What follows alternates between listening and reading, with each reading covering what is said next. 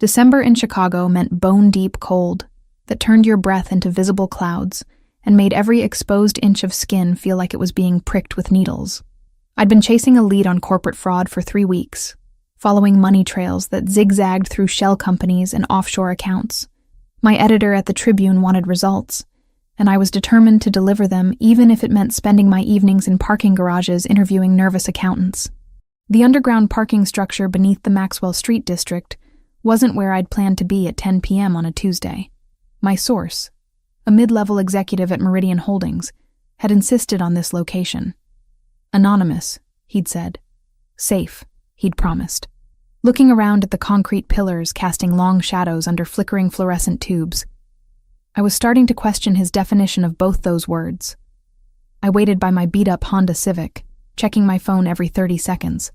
Amanda had texted earlier asking if I wanted to grab drinks after work. I'd lied and said I was covering a boring city council meeting. My best friend would have tried to talk me out of meeting a stranger in an isolated location, and she would have been absolutely right to do so. But good journalism required calculated risks, and this story was too important to let slip through my fingers because of reasonable caution. A black Mercedes pulled into the garage, its headlights sweeping across the empty spaces.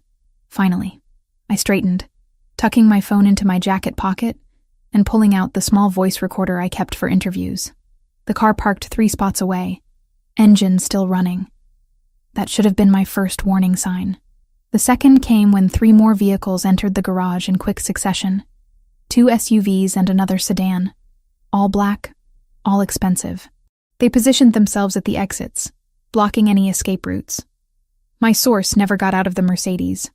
Instead, 4 men emerged from the other vehicles. They wore dark suits and moved with the kind of coordinated precision that screamed professional security. Or worse. I took a step backward toward my car, hand fumbling for my keys. One of the men noticed the movement and pointed directly at me. 2 others immediately changed trajectory, closing the distance between us with frightening speed. "I think there's been a misunderstanding," I called out, trying to keep my voice steady. "I'm just a journalist meeting a source. We know who you are, Miss Turner." The voice came from behind me, and I spun to find a 5th man had somehow appeared without my noticing. He was younger than the others, maybe early 30s, with dark hair styled back from his face, and eyes so dark they looked black in the dim lighting. He wore an expensive charcoal suit, with a white dress shirt open at the collar, revealing a thick gold chain. Even in this terrible lighting, even with my heart pounding and adrenaline flooding my system, I registered that he was devastatingly handsome, which made the situation infinitely more terrifying. "I haven't done anything wrong," I said, hating how my voice shook slightly. "I'm just doing my job. Your job brought you to witness something you shouldn't have seen." He gestured toward the Mercedes, where a briefcase was being transferred between the original driver and a man I now recognized as Victor Castellano, a city alderman who'd been under investigation for corruption. "That transaction? The one you've been recording on your phone for the past 90 seconds? That's a problem." My hand was still in my jacket pocket, fingers wrapped around my phone. He knew. Of course he knew. "Take her phone," the man ordered. One of the security team stepped forward, and I had no choice but to surrender it. He examined the screen, then handed it to his boss. "You've been busy, Miss Turner. Photos, video, quite the documentation. Are you going to kill me?" The question came out before I could stop it. He looked genuinely surprised. "Kill you? No. That would be unnecessarily messy, and draw exactly the kind of attention we're trying to avoid." He deleted my recordings with quick, efficient motions, then pocketed my phone. "But I can't let you leave with what you've seen either." That puts us in a complicated position. 2 of his men moved to flank me. I considered screaming, but who would hear in an empty parking garage? I thought about running, but they'd positioned themselves to cut off every exit. I'd walk directly into a trap, and there was no clever way out. "Put her in the car," the man instructed. "We'll continue this conversation somewhere more private." The SUV ride took 40 minutes through Chicago's northwest suburbs, ending at a property that could only be described as a mansion. High walls, gated entrance, security cameras visible at every angle. The men escorted me inside with hands on my arms. Not rough, but firm enough to make clear that cooperation was my only option. The interior was elegantly decorated with a mix of modern and classical Italian furniture. Art that looked expensive, hung on walls painted in warm neutrals. This wasn't a warehouse or abandoned building where bad things happened to unlucky witnesses. This was someone's home. They led me to a study lined with bookshelves, sat me in a leather chair across from a massive desk, and waited. Minutes stretched into an uncomfortable silence before the man from the garage entered, closing the door behind him. Chloe Turner, 27, investigative journalist for the Chicago Tribune, he said, reading from a file that had appeared on his desk. Parents deceased. Car accident when you were 19. No siblings. Graduated from Northwestern with a journalism degree. Minor in economics. You've been chasing the Meridian Holdings story for 6 weeks. He looked up. How close were you to publishing? I don't have to answer your questions. You're absolutely right. You don't. He leaned back in his chair, studying me with an intensity that made me want to squirm. But you're here, in my home, because you witnessed a transaction between my organization and a city official. That makes you a liability. I'm trying to determine what kind of liability. Your organization, I repeated. Understanding clicked into place. Your Mafia. I prefer to think of my family's business as diversified interests with international reach, but yes, if you want to use crude terminology. He didn't seem bothered by the accusation. My name is Nicholas Versiani. And now we have a problem, Miss Turner, because you can't unknow what you've seen. My phone buzzed in his jacket pocket. Probably Amanda wondering why I wasn't answering. Nicholas pulled it out, glanced at the screen, then showed it to me. Amanda's name and photo filled the display. Your friend is worried about you, he observed. Should we let her know you're safe? Don't involve her in this. I have no intention of involving anyone else. The situation is complicated enough. He silenced the phone and set it on his desk. Here's what's going to happen. You're going to stay here tonight while I verify your story and determine the best path forward. Tomorrow we'll have a more detailed conversation about your future. You mean whether I'm going to disappear permanently? That would be the inefficient solution. His phone rang, and he answered with a curt greeting in Italian. The conversation lasted maybe 30 seconds before his expression changed completely. All the cold calculation replaced by something raw and human. Fear. Grief. He responded in the same language, voice rougher now, then ended the call. He sat motionless for a long moment, and I watched the transformation from dangerous crime boss to someone who'd just received devastating news. What happened? I asked, and immediately wondered why I cared. My grandmother. He said it so quietly I almost didn't hear. She's been fighting cancer for 8 months. The doctors just called. She has days, maybe a week. She's asking for me. I'm sorry. He looked at me like he'd forgotten I was there. Then his phone rang again, and he answered in Italian, listened, and responded with increasing urgency. When he ended the call, he turned to study me with new intensity. My grandmother has one final wish before she dies, Nicholas said slowly. She wants to see me settled, happy, with someone who makes me want to build a life beyond just the business. He stood, walked around the desk, and crouched to my eye level. She wants to meet my girlfriend at our family's Christmas Eve dinner 2 weeks from tonight. I don't understand what that has to do with me. It has everything to do with you, Miss Turner. Because you're going to be that girlfriend. The guest bedroom where they installed me was larger than my entire apartment. King-sized bed with silk sheets. Attached bathroom with marble countertops. A window overlooking manicured gardens lit by subtle landscape lighting. It was beautiful and terrifying in equal measure. I didn't sleep. How could I? 24 hours ago, my biggest problem had been meeting my article deadline. Now I was being held captive by the Mafia and forced into a fake relationship with a crime boss whose grandmother was dying. The absurdity of the situation would have been funny if I wasn't so genuinely scared. Around 7 a.m., someone knocked on my door. A middle-aged woman with kind eyes entered carrying a tray of breakfast. Fresh fruit, pastries that smelled amazing, coffee that probably cost more than my usual grocery budget. She introduced herself as Maria, the housekeeper, and informed me in lightly accented English that Mr. Versiani would meet with me at 9 o'clock. I picked at the food, too anxious to really taste anything, then showered and changed back into yesterday's clothes. My phone was still with Nicholas, which meant Amanda had no way to reach me. She'd be worried by now, probably calling my editor, maybe even considering filing a missing persons report. At precisely 9, Maria returned to escort me downstairs. We wound through hallways decorated with family photos.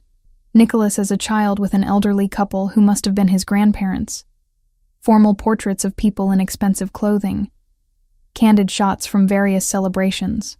No parents anywhere in the collection, which lined up with what he'd said about losing them. Nicholas was waiting in the same study from last night, but daylight streaming through tall windows made everything look different. Less intimidating, more like an actual workspace. He'd changed into dark jeans and a black sweater, the gold chain still visible at his collar. Without the formal suit, he looked younger, more approachable. Still dangerously handsome, though. That hadn't changed. "Good morning, Miss Turner. I trust you slept well." "I didn't sleep at all, actually. Turns out being kidnapped by the Mafia doesn't promote restful nights. Technically, you witnessed a crime and were detained for questioning. Kidnapping implies ransom demands and violence, neither of which are part of this situation." He gestured to the chair across from his desk. "Please, sit. We have a great deal to discuss." I remained standing. "I want my phone back. My friend Amanda is probably losing her mind wondering where I am." "Your friend, Amanda Wells, also a journalist, currently trying to reach you via text, email, and phone calls." He retrieved my device from his desk drawer and held it up. 16 missed calls, 23 text messages, and she's apparently threatened to contact the police if you don't respond by noon. "Then let me respond." "You will. But first, we need to establish the parameters of our arrangement." He unlocked my phone, which shouldn't have been possible given my password, but clearly this man had resources, and began typing. "You're going to tell her that you're covering an investigative story out of state. Something urgent that came up suddenly. You'll be unavailable for the next 2 weeks, but you're perfectly safe. She won't believe that. Make her believe it. Your friend's safety and yours depends on maintaining the fiction that everything is normal in your life." He finished typing and showed me the screen. The message was convincing, casual enough to sound like me, specific enough to address Amanda's concerns. "Send this. Now." I took the phone, read through his words again, and added a few small touches that Amanda would recognize as authentically mine. A reference to an inside joke, a complaint about hotel coffee, a promise to bring back the tacky souvenirs she collected from every trip. Then I hit send before I could second-guess myself. There. Happy? Satisfied. Not happy. There's a distinction. He pocketed my phone again. "Now we can discuss the actual situation. My grandmother, Lucia Versiani, is 83 years old. She emigrated from Sicily in 1967, married my grandfather, and helped build our family's business from nothing. She's the matriarch, the moral center, the person everyone in our organization respects above all others, including you, especially me. She raised me after my parents died in a territorial dispute 6 years ago.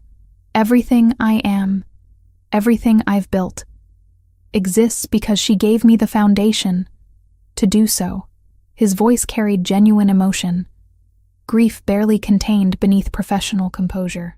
"She's been fighting pancreatic cancer for 8 months. The treatment stopped working 3 weeks ago. The doctors say she has days, maybe a week if we're fortunate. I'm sorry for your loss. Truly. But I still don't understand why that means I have to pretend to be your girlfriend. Because for the past year, every time I visit her, she asks the same questions. When will I settle down? When will I bring someone special to meet her? When will I stop dedicating every moment to business and actually build a life worth living?" He stood, walking to the window overlooking the gardens. "Last month, I told her I'd met someone. It was easier than explaining that relationships don't exactly fit into my lifestyle. She was so happy, Miss Turner. For the first time since her diagnosis, she smiled like she used to. So you lied to a dying woman, and now you need me to maintain that lie. Crudely put, but essentially accurate." He turned back to face me. "Our family's Christmas Eve dinner is a significant event. All the extended family attends, along with our closest business associates. It's tradition, dating back 3 generations. My grandmother has been planning this year's dinner for months, determined to host one final celebration. And she's insistent on meeting the woman who's apparently captured my attention. Why not just hire an actress? Someone who actually wants to do this. Because an actress would be performing. My grandmother is perceptive, Miss Turner. She'd see through a performance immediately. But you're genuinely angry with me, genuinely uncomfortable with this situation, genuinely afraid of what I represent. That authenticity will read as real because it is real. He returned to his desk, pulling out a contract. I'm offering you $50,000 to play this role for 2 weeks. Attend the Christmas Eve dinner. Convince my grandmother that we're in a relationship, and then you're free to leave with the money in your life. $50,000. That was nearly a year's salary. That was my student loans paid off completely. That was financial security I'd never experienced in my entire adult life. And if I refuse, then I can't let you leave knowing what you know about my organization's operations. You'd remain here indefinitely, until I could determine a permanent solution to the liability you represent. His eyes held mine, and I saw no hint of bluff in their dark depths. I'm not threatening you, Miss Turner. I'm explaining reality. You witnessed a felony transaction involving a government official. That makes you a potential witness, which makes you a threat. Cooperating with this arrangement is the path that leads to your freedom. So, it's not really a choice at all. All choices involve weighing options and consequences. You're choosing the option with the best outcome for both of us. I looked down at the contract he'd slid across the desk. Legal language, terms and conditions, payment schedules. This man had actually formalized his kidnapping/fake relationship scheme. The absurdity hit me again. But this time I recognized it for what it was. A man desperate to give his dying grandmother one final moment of peace, regardless of the methods required. I'll need my own clothes. My apartment key is in my jacket pocket back in my car, which I assume your people have already retrieved from that parking garage. Already done. We collected your vehicle last night and had it transported here.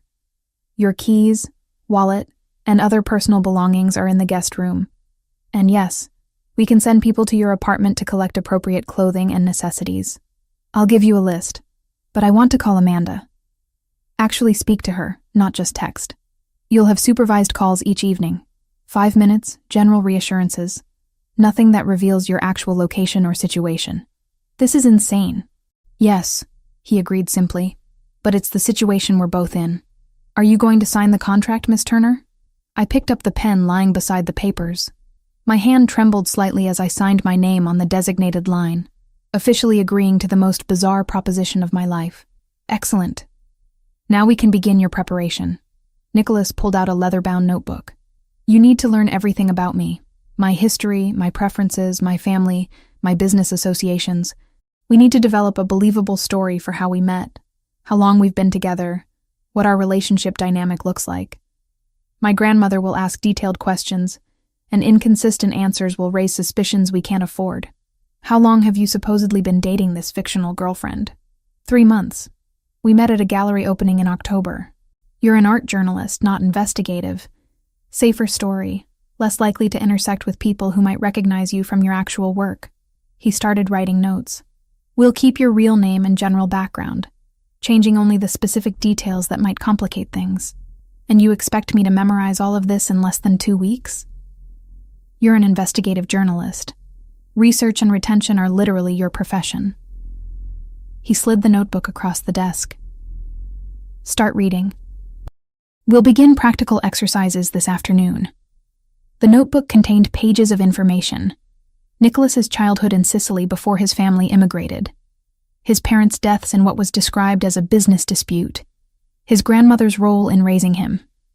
Names and relationships of dozens of family members and associates. Birth dates, preferences, habits, histories. It was overwhelming. This is like studying for the world's most dangerous exam. Accurate comparison. Failure means my grandmother dies knowing I lied to her, and you remain trapped in a situation neither of us wants prolonged. He checked his watch. You have 3 hours to review the basic materials. We'll have lunch together in the dining room, where you'll practice casual conversation as if we're actually a couple. Roberto, My second in command will observe and provide feedback. You're going to critique my fake girlfriend performance? Would you prefer to fail in front of my grandmother? Roberto's blunt, but he's not dying of cancer. Better to make mistakes in practice than during the actual event. Nicholas stood, apparently considering our meeting concluded. Maria will show you to the library, where you can study without interruption. Read everything, Miss Turner. Your freedom depends on this working. I wanted to argue, to push back against this insanity. But what option did I have? I'd signed the contract. I'd witnessed too much. I was trapped in this beautiful mansion with a handsome criminal who needed me to lie to his dying grandmother. The library was exactly what you'd expect from a mansion owned by someone with virtually unlimited resources. Floor-to-ceiling bookshelves, comfortable seating, natural light flooding through tall windows. I settled into a leather armchair and started reading. Nicholas Versiani was 32 years old.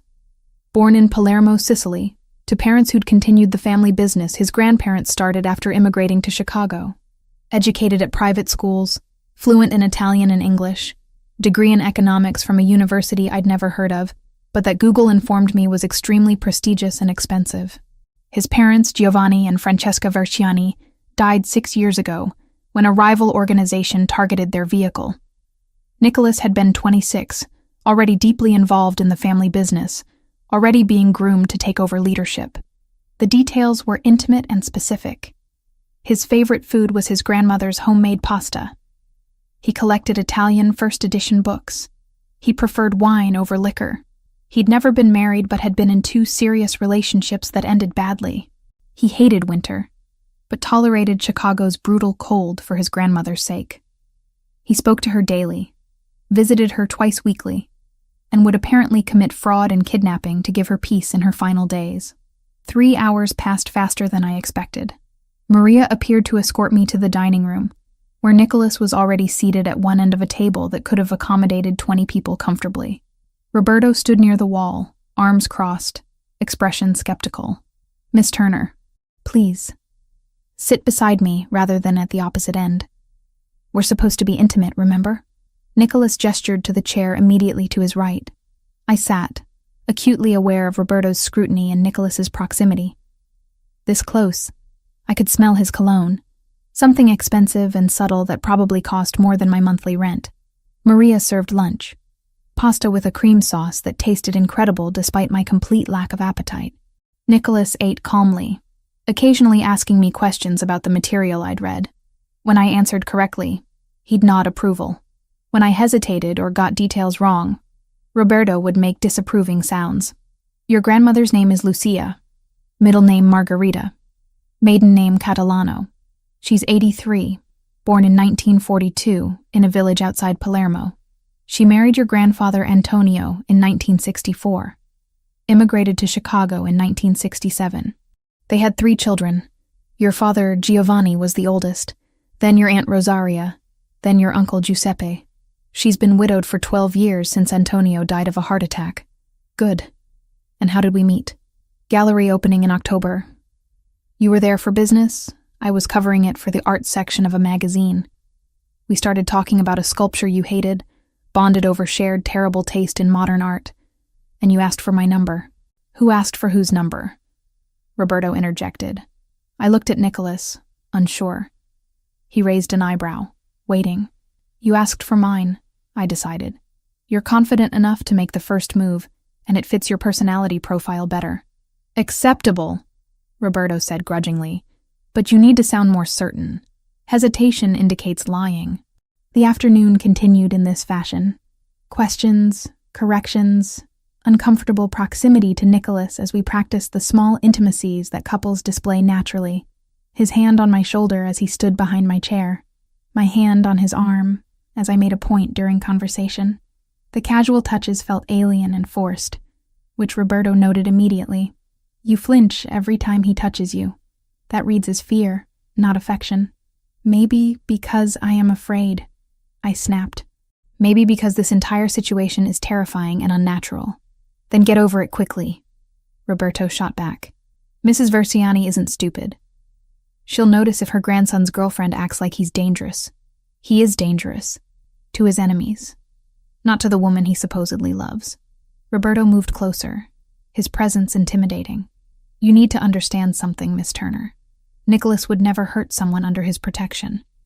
He couldn't save his parents, couldn't save his sister. Those failures haunt him.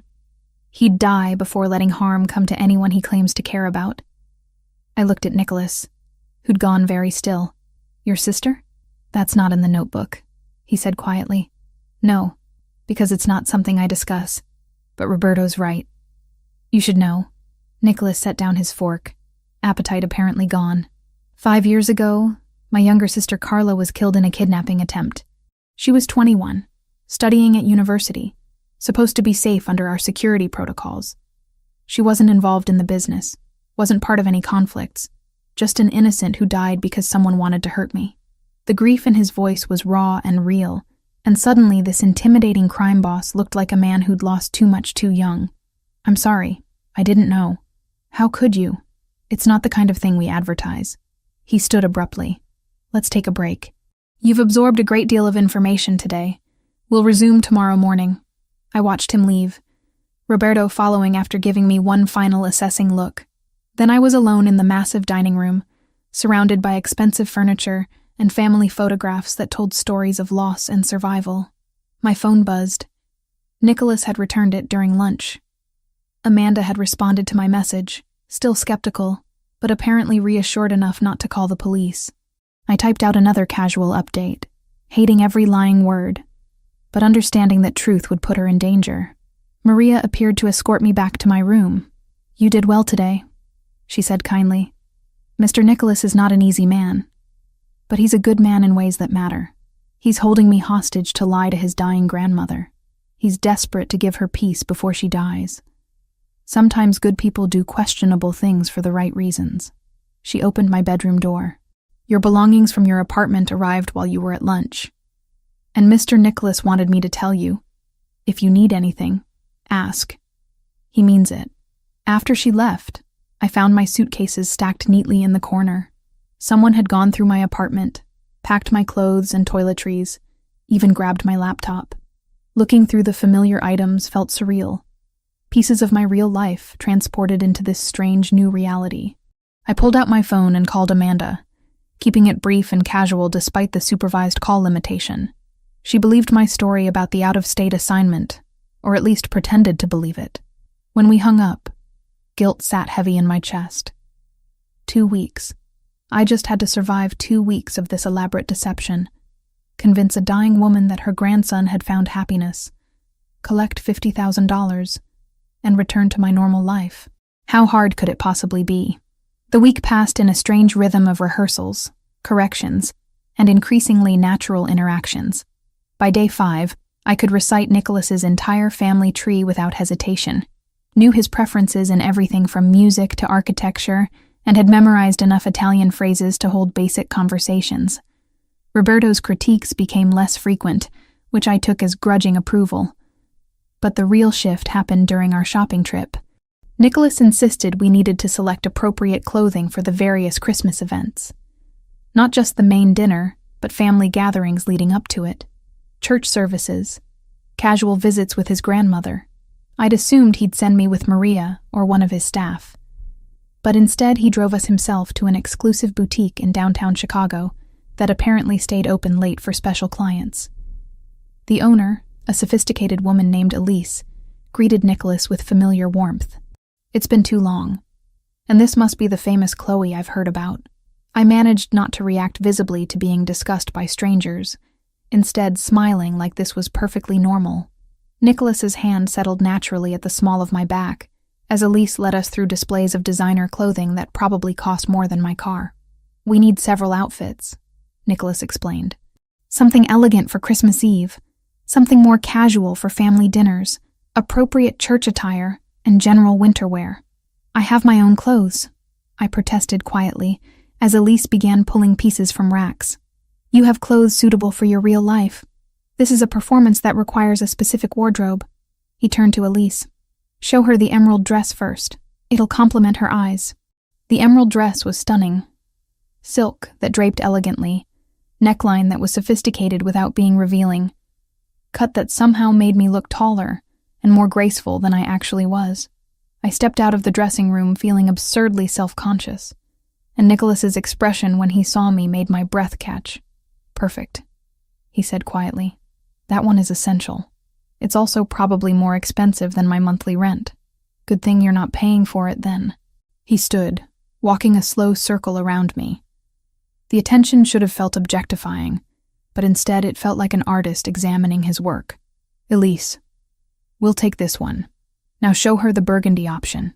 The afternoon continued in this fashion, me trying on clothing while Nicholas provided commentary with surprising expertise in women's fashion.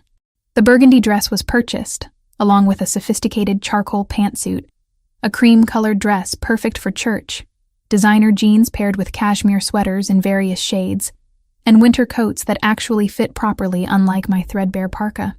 "This is too much," I said during a break while Elise processed the purchases. "I'm only here for 2 weeks.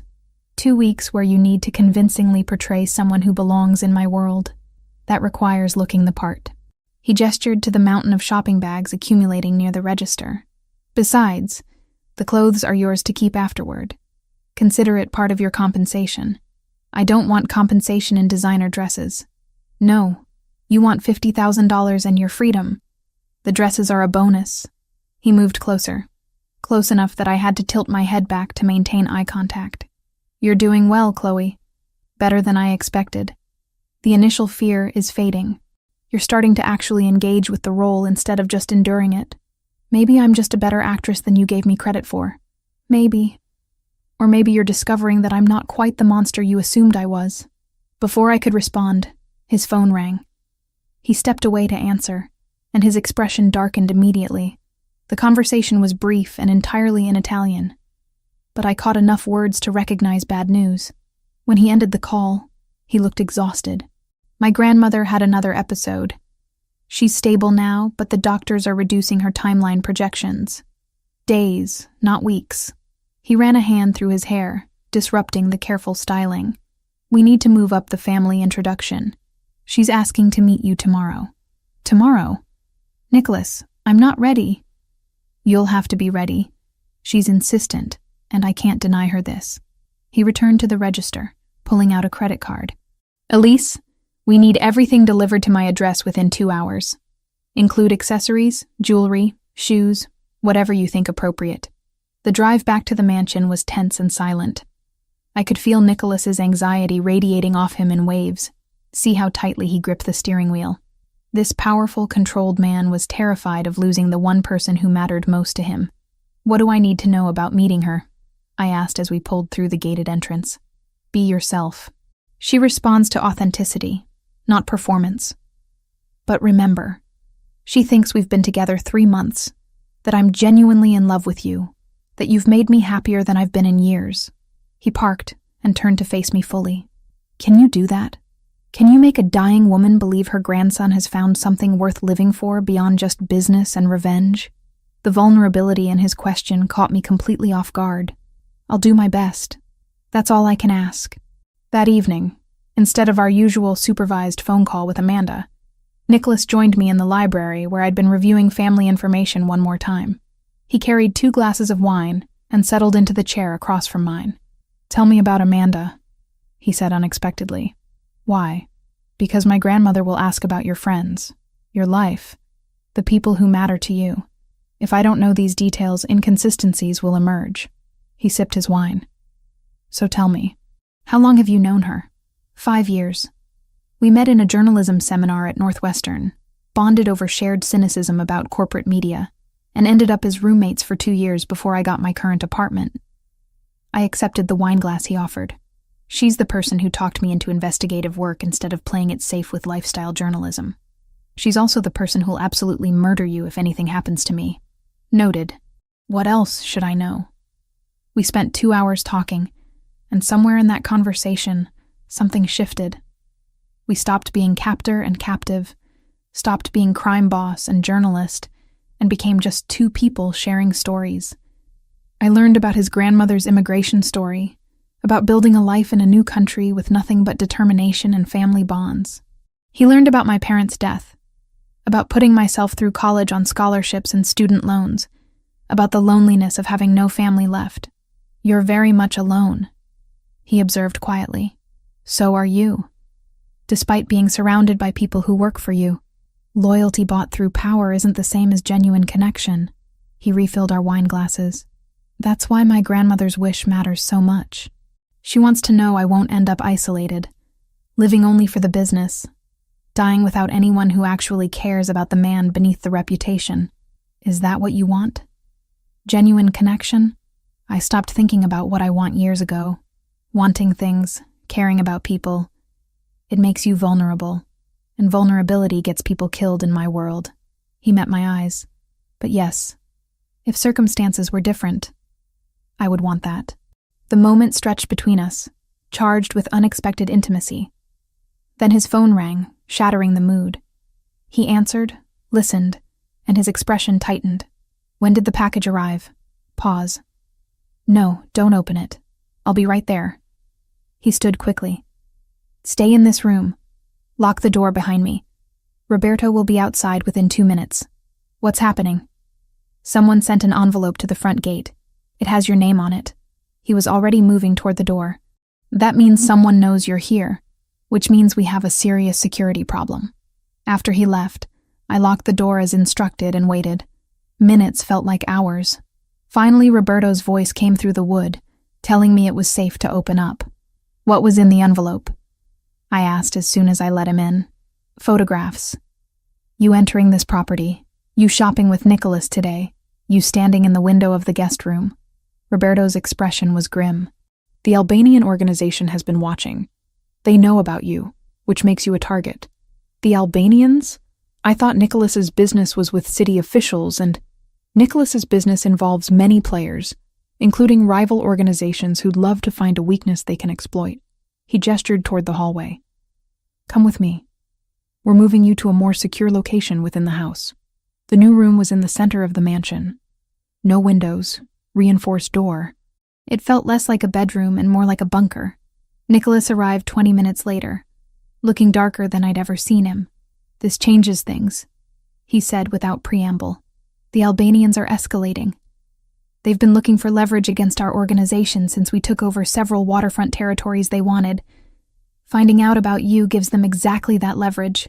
So what do? We accelerate the timeline.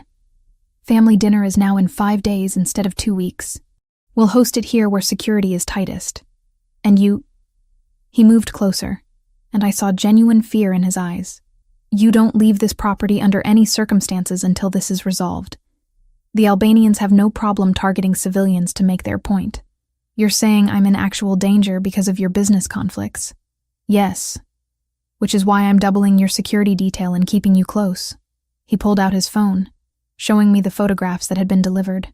They were recent, detailed, invasive. They're sending a message. They know where you are, who you are, and they're considering their options. Options like kidnapping me? Or worse. He pocketed the phone. I won't let that happen. Whatever else you might think of me, understand this. I protect what's mine. And right now, for better or worse, you're under my protection. I'm not yours. To them, you are. And that's all that matters. He moved toward the door, then paused. Tomorrow you meet my grandmother. Then we start preparing for the actual dinner. And through all of this, you'll have armed security with you at every moment. No arguments, no exceptions. After he left, I sat on the unfamiliar bed in the windowless room and tried to process everything. I'd gotten involved with a crime family's operations by accident, agreed to a fake relationship to secure my freedom, and now I was apparently caught in the crossfire of a territorial dispute with a rival organization. Amanda would absolutely kill me if she knew. My phone rang, Nicholas allowing the daily call. Amanda answered immediately. Finally, I've been worried. Your texts have been weird. Everything's fine. Just busy with the assignment. The lie tasted bitter. How are things there? Boring without you. But I've been doing some research on that Meridian Holdings story you were chasing. Her voice carried concern. Chloe, be careful. Some of the people connected to that company have dangerous associations. I found links to organized crime families, money laundering, the kind of stuff that gets reporters hurt. I'm being careful. I promise. You better be. I need my best friend back in one piece. We chatted for the permitted 5 minutes, and when we hung up, guilt sat heavy in my chest. Amanda was worried about me investigating crime families while I was literally living with one. Nicholas returned later with Maria, who brought dinner and kindly words about the situation being temporary. After they left, I picked at the food and wondered how I'd ended up in a windowless room, protected by guards from a Mafia boss, preparing to lie to his dying grandmother while rival criminals photographed my every movement. 2 weeks ago, my biggest problem had been meeting an article deadline. Now I was trapped in something far more dangerous than I'd ever imagined, and the man holding me captive was starting to feel less like a villain and more like someone just trying to protect the few people he had left to care about, which was possibly the most dangerous realization of all. Meeting his grandmother changed something fundamental. I'd expected judgment, maybe suspicion. Instead, Lucia Verciani looked at me with eyes that had seen 8 decades of life and made her own calculations about what mattered. She held my hand with surprising strength for someone so diminished by disease, studied my face like she was reading a book, written in a language only she understood, and asked questions that had nothing to do with our fabricated love story. "You have lost people," she said after 20 minutes of polite conversation about how Nicholas and I supposedly met. Not a question, a statement. "My parents, 6 years ago. Then you understand what it means to carry grief." She glanced at Nicholas, who stood near the window of her hospital room looking uncomfortable with emotions he couldn't control. "My grandson carries too much, always trying to protect everyone, never letting anyone protect him. He's dedicated to his family," I offered carefully. "Dedicated." She made a dismissive sound. "Obsessed is the word. Ever since Giovanni and Francesca died. Ever since Carla." Her voice broke slightly. "He thinks if he controls everything, plans everything, no one else will die. But control is an illusion, child. Death comes when it wants." Nicholas turned from the window. "Nonna, you're supposed to be resting, not philosophizing about mortality. I am dying. I can philosophize about whatever I want," but her tone was affectionate. She looked back at me. "You will take care of him when I'm gone?" The weight of that question pressed against my chest. This woman genuinely believed I'd be part of Nicholas's life after she died. She was asking me to carry a responsibility I'd never agreed to, built on lies I was being paid to tell. "I'll do my best," I said, because what else could I say? She seemed satisfied with that non-answer, and drifted into talking about Christmas plans, about family members who'd be attending the dinner, about traditions she wanted honored one final time. Nicholas relaxed slightly as the conversation moved to safer territory. On the drive back, neither of us spoke for the first 10 minutes. Then Nicholas said quietly, "Thank you for not correcting her assumptions." "About what?" "About still being around after she's gone. About any of this being permanent." He kept his eyes on the road. "She needs to believe I won't be alone. You won't be alone. You have Roberto, your whole organization, extended family, people who work for me or owe me something. That's not the same as having someone who chooses to stay." His hands tightened on the steering wheel. "My grandmother understands that distinction better than anyone." I didn't know how to respond to that level of honesty, so I changed the subject. "She mentioned your sister, Carla." His jaw clenched. "I told you about her yesterday. You said she died. You didn't say it still destroys you to hear her name. Some wounds don't heal. They just become part of your landscape." He pulled through the mansion gates, nodding to security. She was 21, studying architecture at university. She wanted to design buildings that made cities better, spaces that helped people instead of just housing them. She had no interest in the family business, wanted nothing to do with any of it. What happened? Someone decided the best way to hurt me was through her. He parked but didn't get out immediately. They grabbed her leaving campus, demanded I surrender territory, turn over resources, basically destroy everything my family had built. I was trying to negotiate when... He stopped, breathing carefully. They killed her anyway. Sent her body back as a message that mercy isn't profitable in our world. Nicholas, 5 years ago, I was 27. Thought I understood how dangerous this life was. Thought I'd taken all the right precautions. I was wrong. He finally looked at me. That's why the Albanian situation is making me paranoid. They're following the same playbook. Find someone I care about. Use them as leverage. Force my hand. I won't make the same mistake twice. But you barely know me. I'm not actually someone you care about. No. His gaze held mine. You're living in my house. My grandmother adores you after one meeting.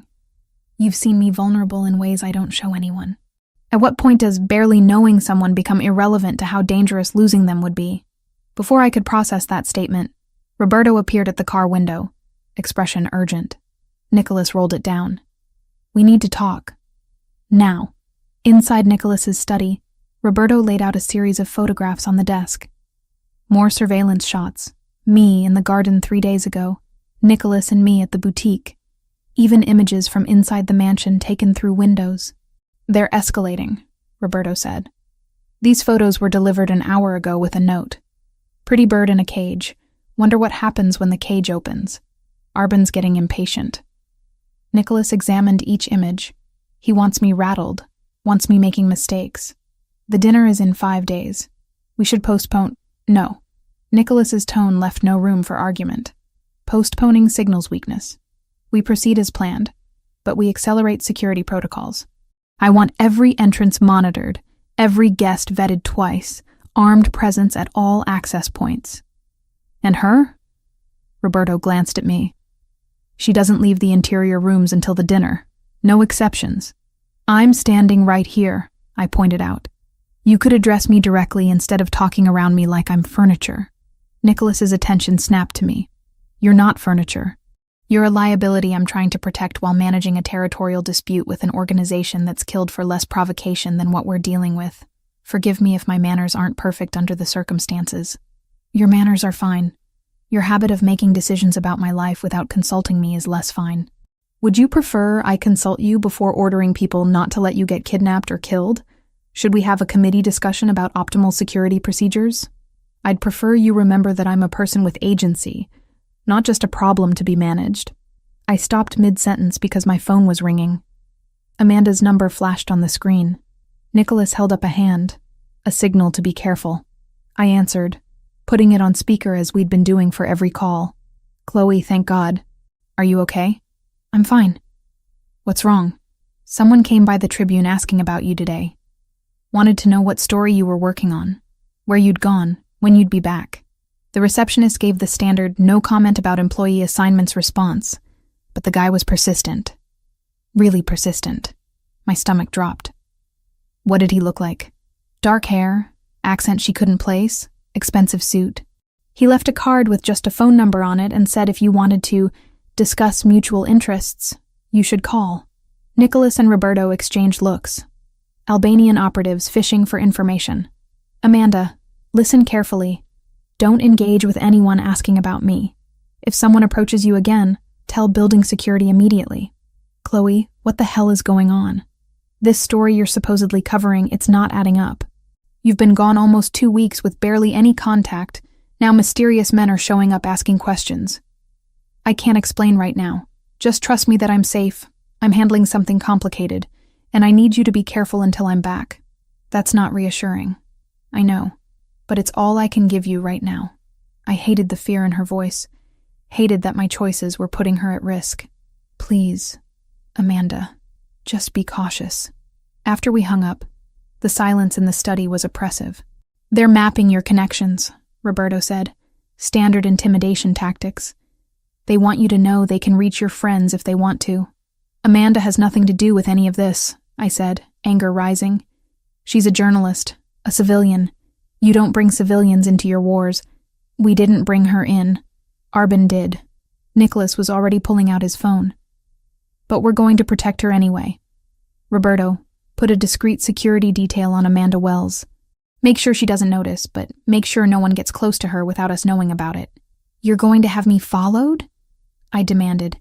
I'm going to have your best friend protected from people who might use her to hurt you, which would hurt me, which is the entire point of their strategy. Nicholas moved closer. This is how it works, Chloe. In my world, everyone connected to a target becomes a target themselves. I'm sorry that reality is uncomfortable, but it's reality nonetheless. So now Amanda is trapped in this because I witnessed your illegal business deal. Now Amanda is protected because you matter to me more than either of us planned for. He said it simply, like stating a fact rather than admitting something significant. The study door opened without warning. Maria stood there, which was unusual. She always knocked. Her expression was stricken. Mr. Nicholas. The hospital called. Your grandmother. She couldn't finish the sentence. Nicholas went absolutely still. Is she? She had a cardiac episode. They stabilized her, but the doctor says it's time.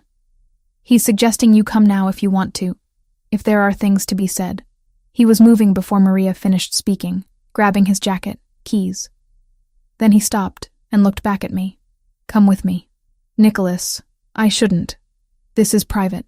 Family. You're supposed to be my girlfriend. She asked to see you again.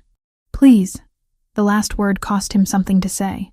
We made the drive in half the time it should have taken, Nicholas white-knuckling the steering wheel while Roberto navigated from the passenger seat. I sat in back, uselessly trying to think of something comforting to say and coming up empty. Lucia was awake when we arrived, but visibly weaker. Tubes and monitors surrounded her bed, and her breathing had a labored quality that made my chest ache in sympathy. Nico, she said softly when she saw him. Always rushing. I'm not leaving quite yet. The doctor says many things. I say I have enough left in me to make sure you're properly settled. Her gaze found mine. Come here, girl. I approached the bed. She took my hand again. That same surprising grip. Promise me something, she said. When I'm gone, don't let him disappear into the business. Don't let him forget how to be human. Make him go to church sometimes. Make him eat real food instead of whatever Roberto throws at him between meetings. Make him remember that life is more than power and revenge. Nonna? Chloe doesn't need to promise. She does. Because you won't keep those promises to yourself. Lucia squeezed my hand. You'll take care of him? The lie stuck in my throat. This woman was dying, asking me to care for her grandson after she was gone, believing in a future that would never exist. But looking into her eyes, seeing the desperate hope there, I couldn't bring myself to shatter that illusion. I'll take care of him, I whispered. Good. She relaxed slightly. Now let me talk to my grandson alone. I stepped outside the room, giving them privacy. Through the small window in the door, I watched Nicholas sit beside her bed, head bowed close to hers, her hand clasping his. Whatever she was saying made his shoulders shake, and I realized with a start that he was crying. This powerful man who commanded a criminal organization, who ordered people's fates with a word, who'd kidnapped me to serve his purposes. He was crying beside his dying grandmother, and something in my chest cracked watching it. Roberto appeared beside me. She's the only person he's ever let see him break. She's his family. Of course he'd break. You don't understand how rare that is in our world. Showing weakness even to family can get you killed. But with her, he's always just been Nico. Not the boss, not the heir, just her grandson. Roberto's expression softened. He's going to be unbearable after she's gone. All that grief with nowhere to put it except into work and violence. Then maybe someone should make sure he has somewhere else to put it. Maybe someone should. Roberto looked at me meaningfully. If that someone is planning to stick around long term. Before I could respond to that loaded statement, Nicholas emerged from the room. His eyes were red, but his expression was composed again. She wants to rest. The doctor says it could be tonight, could be a few more days. Her heart is failing, but she's stubborn. He rubbed his face. We're moving the dinner up, day after tomorrow. If she's still here, we'll bring everyone to her after. If she's not, his voice caught. If she's not, at least I kept my promise to give her one last Christmas. We drove back in silence. When we arrived at the mansion, Nicholas disappeared into his study without a word. Maria whispered that this was normal, that he needed space to process, that I shouldn't take it personally. But hours passed, and when I finally worked up the courage to check on him, I found him sitting in the dark, a bottle of whiskey mostly empty on the desk, staring at nothing. You should eat something, I said from the doorway. Not hungry. Nicholas. She made me promise to be happy. He laughed bitterly. Can you imagine? Her dying wish is that I stop focusing solely on business and revenge and actually build a life worth living. She has no idea what she's asking. I moved into the room, closing the door behind me. Maybe she knows exactly what she's asking. Maybe she understands that you're destroying yourself and she wants better for you. There is no better in my world. There's survival and there's death. She's romanticizing something that doesn't exist. Or you've forgotten it can exist because you've spent 5 years punishing yourself for your sister's death. The words came out harsher than I intended. You can't protect everyone, Nicholas. You can't control everything. And drinking yourself unconscious the night before you're supposed to finalize security for a massive event probably isn't the strategic genius move you think it is. He looked up at me, expression unreadable. Why do you care? You're being paid to pretend to care. You don't actually have to. Maybe I'm a better actress than you gave me credit for. I grabbed the whiskey bottle from his desk. Or maybe watching you self-destruct is harder than I expected. Either way, you're going to eat something, drink water, and get some sleep. Tomorrow we have a dinner to finalize, and a grandmother to not disappoint. She's dying. I'm going to disappoint her by definition. As she's dying thinking you found someone who makes you want to be more than just the boss, don't disappoint her by proving that was a fantasy. I pulled him to his feet, surprised when he didn't resist. Come on. I led him to the kitchen, made him sit at the island while I rummaged through the refrigerator for something easy. Ended up heating leftover pasta Maria had prepared earlier. The entire time, he watched me with an intensity that made me hyper-aware of every movement. You know you don't have to do this, he said as I set the plate in front of him. Do what? Take care of me. That's not part of our arrangement. Consider it an investment in my own survival. If you're too drunk or sleep-deprived to make good decisions, the Albanian Mafia might actually succeed in kidnapping me. Purely selfish motives. I poured him water. Eat. He did, mechanically at first, then with more focus as actual hunger kicked in. When he finished, I pushed the water glass closer. All of it. Then bed. You're very bossy for someone who's technically my prisoner. I prefer to think of myself as an unwilling consultant on your terrible life choices. I leaned against the counter. Besides, your grandmother asked me to take care of you. I keep my promises, even the ones I'm forced into. Something shifted in his expression. You really meant that. When you promised her. I meant it in the moment. Whether it's possible long-term is a different question. He stood, closing the distance between us. We'd been in close proximity before, during the shopping trip, practicing couple behavior, the night I'd bandaged his shoulder. But this felt different, more raw. Like all the pretense had been stripped away, and we were just two people who'd somehow ended up mattering to each other, despite all the reasons we shouldn't. What if I asked you to stay? He said quietly. Not because of the arrangement. Not because of my grandmother.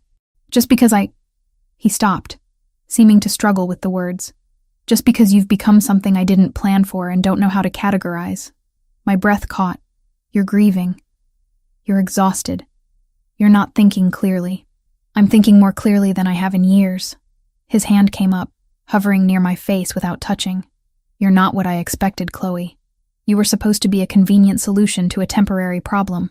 Instead, you're... The moment shattered when his phone rang. He answered, listened, and every bit of softness disappeared from his expression. When? Pause. Both warehouses? Simultaneously? Another pause. Get everyone to the compound. Lock it down. I'm on my way. He ended the call and looked at me with something like regret. The Albanians just hit 2 of our major storage facilities. This isn't posturing anymore. It's war. What does that mean for the dinner? It means we're doing it tomorrow whether we're ready or not. It means the next 24 hours are going to be chaos. And it means... He stopped at the kitchen door, turning back. It means you stay in the interior rooms no matter what you hear or see. Promise me. Nicholas. Promise me, Chloe. I promise. He left, and I stood alone in the kitchen, heart pounding, wondering how a fake relationship with a criminal had somehow become the most real thing in my life, and wondering what would happen when reality came crashing down around us. Christmas Eve arrived wrapped in chaos barely contained. The mansion had transformed overnight. Decorations appeared as if by magic. Garlands wound through banisters, candles clustered on every surface, a massive tree in the entrance hall dripping with ornaments that looked antique and expensive. Tables were being arranged in the grand dining room by staff I'd never seen before, all moving with precision under Maria's watchful direction. I stayed in my interior room as instructed, watching the preparations through security monitors Nicholas had installed, so I wouldn't feel completely isolated. Armed guards positioned at every entrance, metal detectors disguised as decorative archways. Nothing about this looked like a family celebration. It looked like a fortress preparing for siege. Amanda had texted early that morning, a quick message saying someone had been following her but lost them near her apartment. The security detail Nicholas assigned was working, but knowing she was being watched because of me made guilt settle like concrete in my stomach. Maria arrived at noon with the dress Nicholas had selected, the emerald silk that had made his breath catch in the boutique. She helped me into it, arranged my hair in loose waves, applied makeup with an expert hand that made my features look sharper, more defined. "You look like you belong here," she said, stepping back to assess her work. "I don't, though. Belonging is a choice, not a birthright." She fastened a delicate gold necklace around my throat. Mr. Nicholas's grandmother believed that. She was an immigrant who built a life in a country that didn't want her. She chose to belong, and eventually everyone agreed. That's different. She had strength I don't have. "You have been living in this house for 2 weeks, surrounded by armed criminals, threatened by rival organizations, forced to lie to a dying woman, and you haven't broken." Maria's eyes met mine in the mirror. "You have more strength than you credit yourself for." Nicholas came to get me at 4. He wore a black suit, tailored so precisely, it looked like it had been grown on his body rather than sewn. White shirt, black tie, gold cufflinks catching light. The chain was gone, too casual for tonight's formality. He looked every inch the powerful boss everyone believed him to be. "You're stunning," he said, and for once there was no calculation in the compliment, just honest appreciation. "You clean up acceptably," I replied, trying to keep things light, despite the tension radiating off him. Roberto confirmed all guests. Everyone's been vetted twice. Security is as tight as we can make it without turning this into an obvious military operation. He offered his arm. "Ready to perform?" "As ready as I'll ever be." The first guests were already arriving as we descended the main staircase. I recognized some faces from the files I'd memorized. His Aunt Rosaria with her husband, his Uncle Giuseppe, and 3 cousins whose names I frantically recalled. They greeted Nicholas with embraces and rapid Italian, then turned curious eyes on me. "Everyone, this is Chloe," Nicholas said, his hand settling possessively at my waist. "Chloe, my family." Rosaria pulled me into a hug before I could react. Finally, a woman who can handle my nephew. We were starting to think he'd die alone with his account books. "I'm still here, Zia," Nicholas said dryly. "And thank God for it." She switched to English with barely a trace of accent. "You're the journalist, yes? The one who argued with him about terrible art?" "That's me. Though in my defense, the sculpture really was awful." She laughed, and some of the tension in my shoulders eased. Maybe this wouldn't be complete disaster. More guests filtered in over the next hour. Business associates whose smiles didn't reach their eyes. Allied family representatives assessing me like I was a stock they were considering investing in. A few politicians I recognized from the news, here despite the obvious risk to their reputations. Everyone played their parts beautifully. This was a Christmas celebration. Nothing more. Nothing threatening. But I saw the security team positioned throughout the house. Saw the way certain guests got additional screening. Saw Nicholas tracking every movement with hypervigilant attention, even as he played the gracious host. Roberto appeared beside me during a lull in introductions. "You're doing well. Keep it up. I feel like I'm defusing a bomb while wearing heels." Accurate metaphor. He scanned the room constantly. "We had a situation at the East Gate 20 minutes ago. False alarm, but everyone's on edge." Define false alarm. Someone tried to approach claiming they were invited. They weren't on the list. We turned them away. Probably nothing. But given the Albanian situation, we're not assuming anything is innocent. Nicholas rejoined us before I could respond, his hand finding the small of my back with practiced ease. Problem? Just briefing her on the gate situation, Roberto said, which she didn't need to know about because it's handled. Nicholas's tone carried a warning. To me, he said, "There's someone I want you to meet." He led me toward an older man standing near the fireplace, white hair combed back, expensive suit, eyes that missed nothing. Power radiated off him in waves almost as strong as Nicholas's. "Don Salvatore," Nicholas said respectfully. "May I introduce Chloe Turner?" The man's handshake was firm, assessing. "So this is the woman who's tamed Chicago's youngest boss. You have my congratulations and my condolences." "Mostly condolences," I replied, earning a surprised laugh. "She's sharp. I like her." Don Salvatore studied me openly. "You know what you've gotten yourself into, girl." "I'm starting to understand the scope of my mistake, yes." "Good. Honesty is rare in this world." He turned to Nicholas. "Your grandmother must be pleased." "She is. Unfortunately, she's not strong enough to attend tonight. We'll visit her at the hospital afterward with immediate family. Give her my regards. Lucia Verciani is one of the finest women I've had the privilege to know." The Don's expression softened. "She deserves to see her grandson happy before she goes." After he moved away, I whispered, "Who is he really?" "Head of the Salvatore family. Controls most of the East Coast operations. If he disapproves of something, it doesn't happen. His approval tonight means you've passed a test you didn't know you were taking." "Wonderful. More pressure." Dinner was announced, and the crowd migrated to the dining room. The table was spectacular. Crystal, china, centerpieces that probably cost more than my car. Place cards arranged everyone with strategic precision. I was seated beside Nicholas at the head, with Don Salvatore to my other side and Rosaria across from me. The meal progressed in waves: antipasti, pasta, fish, meat, each course more elaborate than the last. Wine flowed freely. Conversation rose and fell in multiple languages. I fielded questions about my work, my family, how I dealt with Nicholas's demanding schedule. I lied smoothly, the story we'd crafted becoming easier to tell with each repetition. But under the surface, tension hummed. Nicholas barely touched his food, his attention constantly scanning the room. Roberto stood near the door, earpiece visible now, no longer pretending this was just a party. Other security personnel had positioned themselves at every exit. Midway through the main course, my phone buzzed in the small clutch I'd brought. Amanda's name flashed on the screen. I glanced at Nicholas, who gave a subtle nod. I excused myself, moving to an anteroom off the dining area. "Amanda, everything okay?" "Define okay." Her voice was strained. "The guy following me is gone, but there's someone watching my building. Black car, tinted windows, been there for hours. Chloe, what the hell is going on? And don't tell me you're covering a story out of state because I'm not an idiot. I can't explain right now, but the security watching you, they're there to protect you, not hurt you." "Security? Chloe, are you in danger?"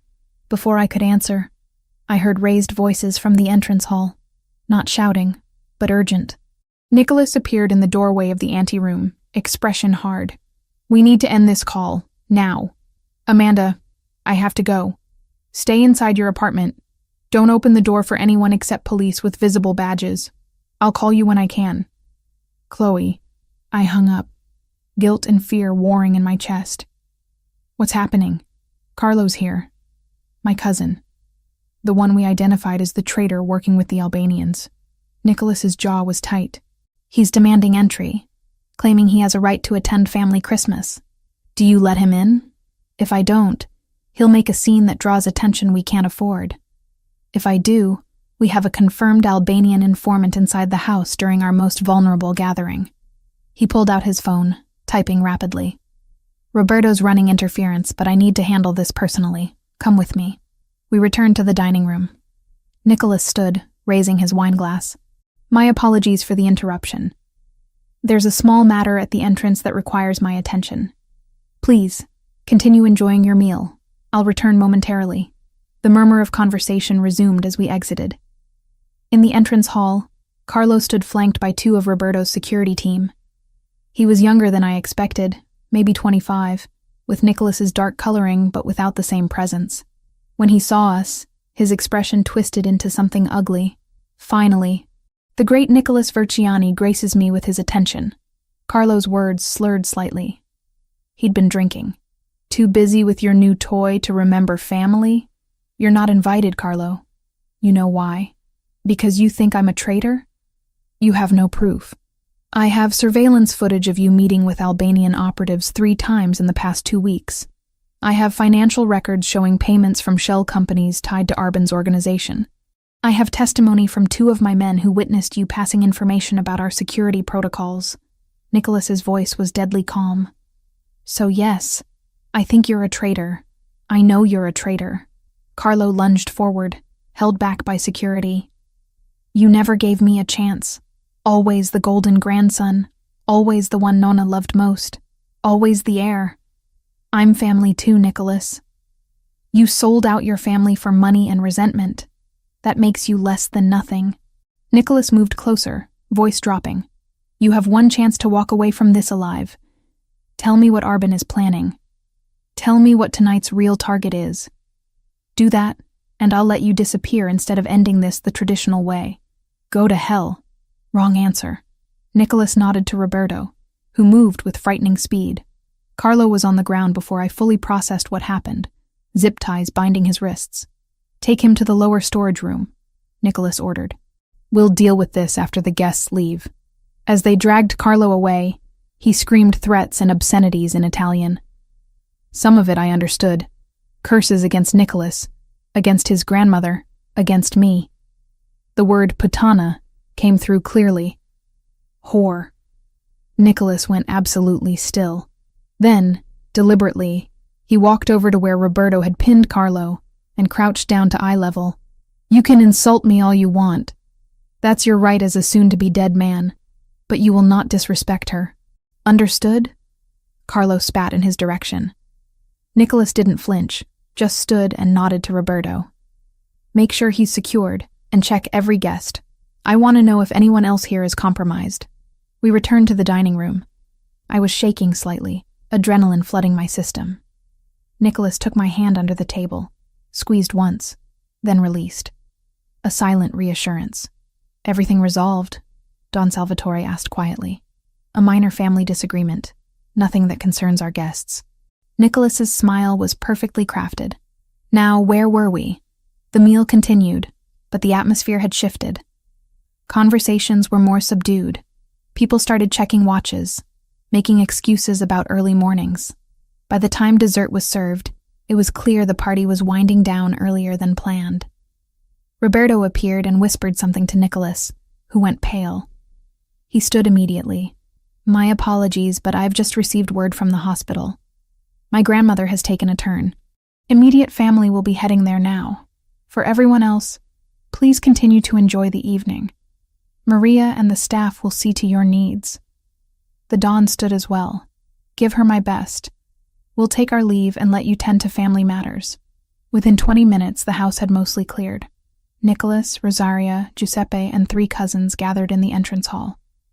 Nicholas looked at me. You should come. She asked for you specifically.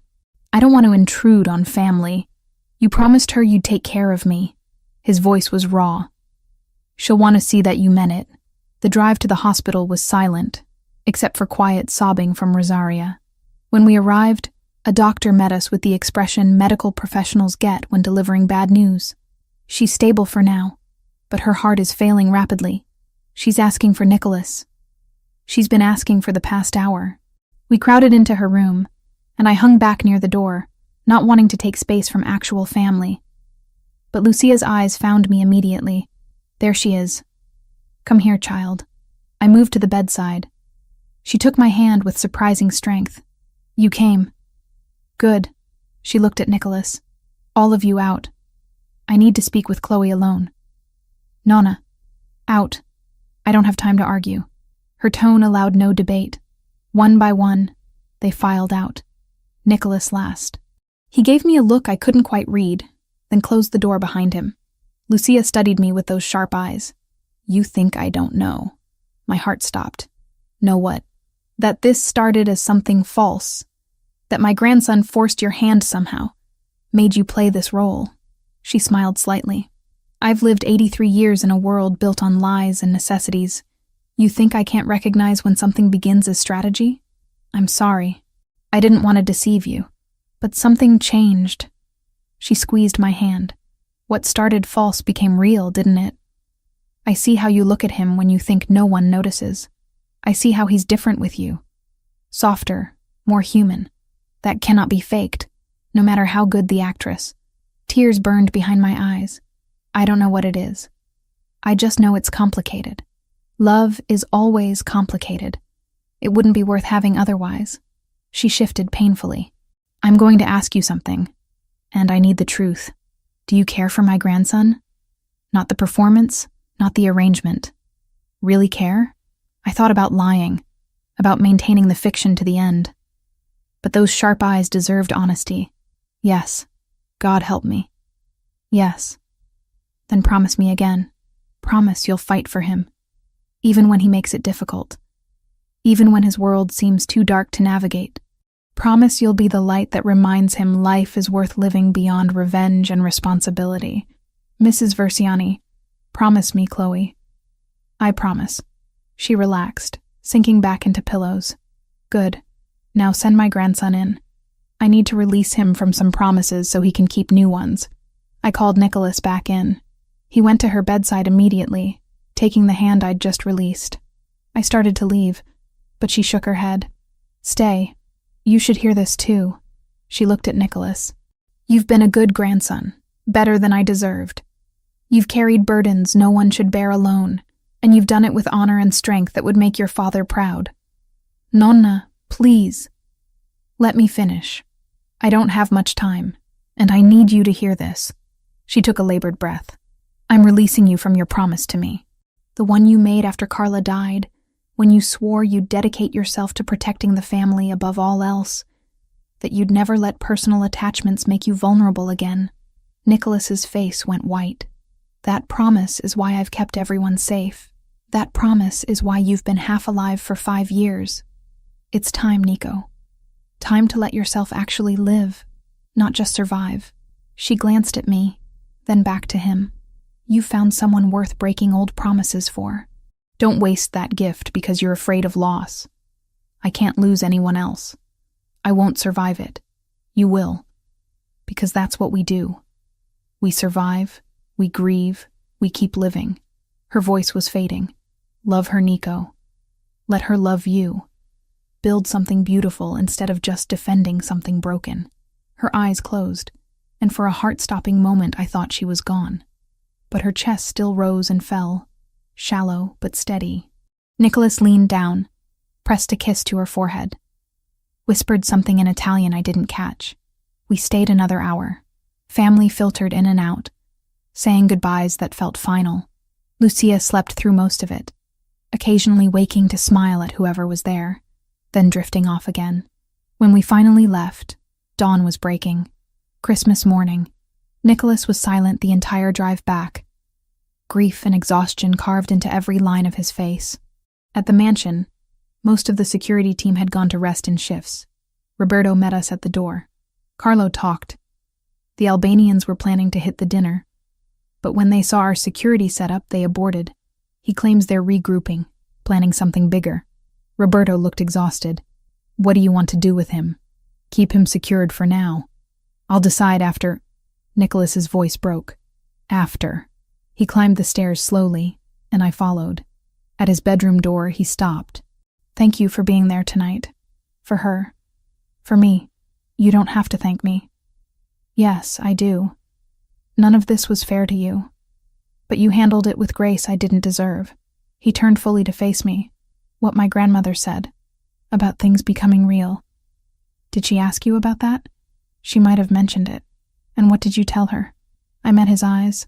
Those dark eyes that had terrified me 2 weeks ago, and now just looked heartbroken and exhausted. I told her the truth. That it's complicated, but it's real. He moved faster than I expected, closing the distance between us, his hands framing my face. Say that again. It's real, Nicholas. Whatever this is, it's real. He kissed me then, and it wasn't strategic or performed or calculated. It was desperate and honest and tasted like grief and relief mixed together. I kissed him back, my hands fisting in his jacket, pulling him closer. When we broke apart, both breathless, he rested his forehead against mine. I don't know how to do this, how to let someone in when everything in my experience says caring about people gets them killed.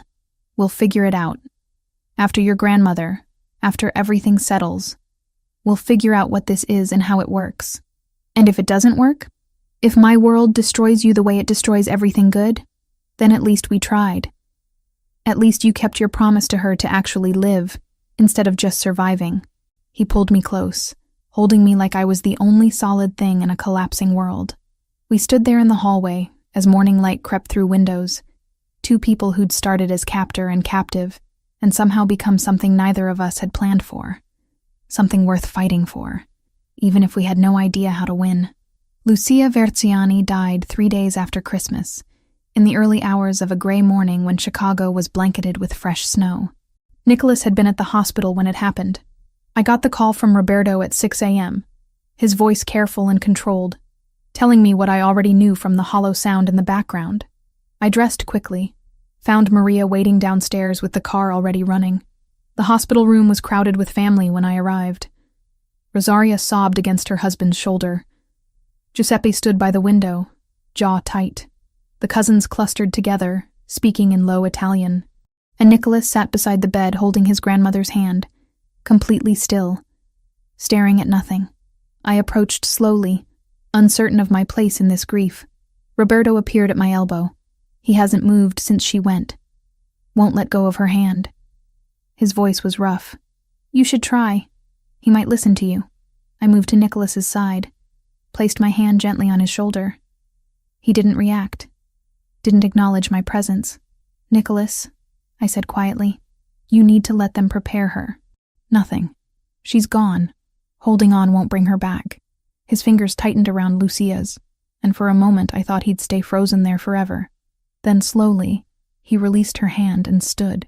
He looked at me, and the devastation in his eyes made my chest ache. She was the last one who knew me before all of this. Before I became... His voice broke.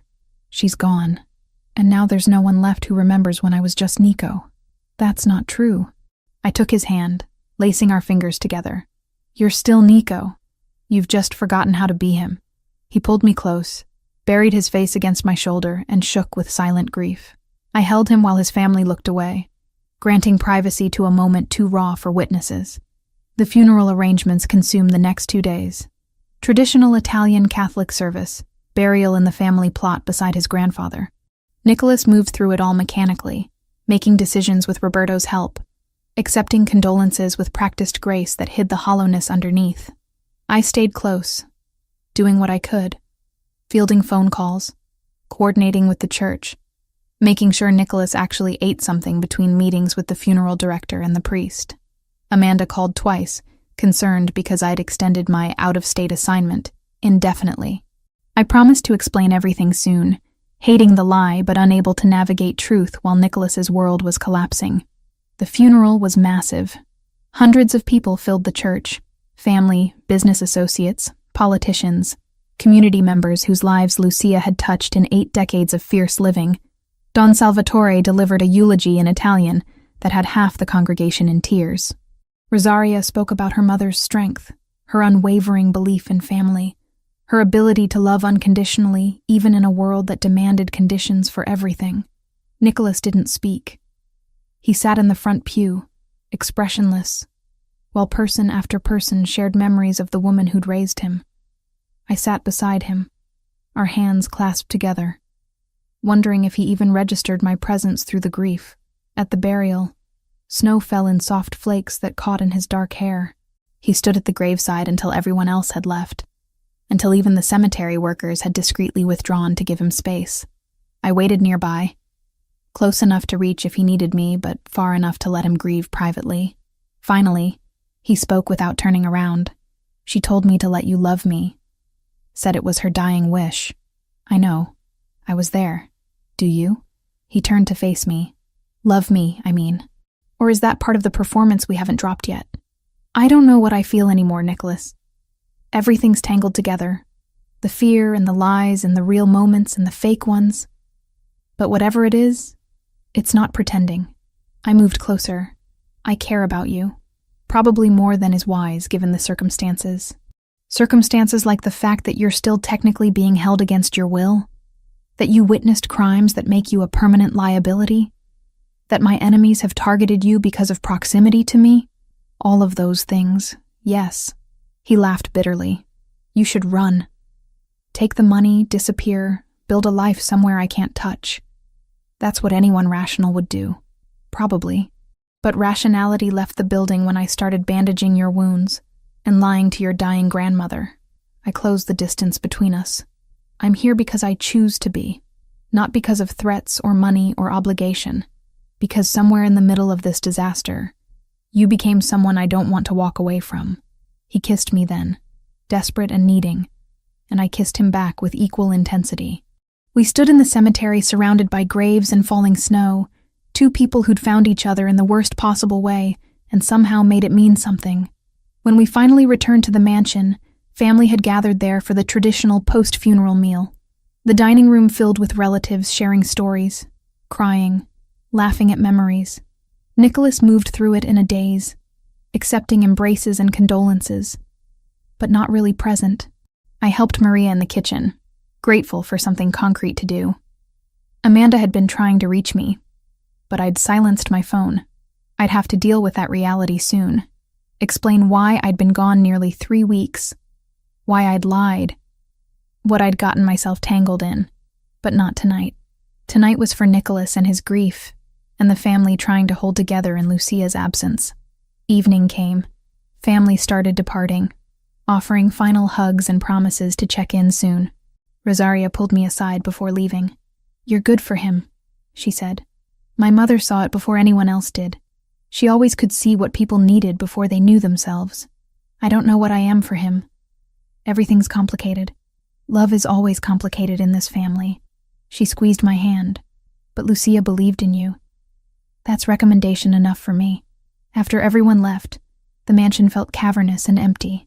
Nicholas disappeared into his study with a bottle of whiskey. Roberto caught me in the hallway. Let him be for a while. He needs to process alone before he can let anyone help. He shouldn't be alone right now. Sometimes alone is necessary. Trust me. I've known him since he was 16. I understand how he grieves. Roberto's expression softened. But stay close. When he's ready to not be alone anymore, you should be there.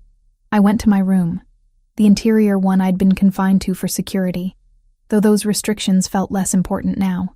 Changed out of funeral clothes into comfortable sweats. Tried to read but couldn't focus. Amanda texted again, more insistent now, and I finally responded with a vague promise to call tomorrow and explain everything. Around midnight, someone knocked on my door.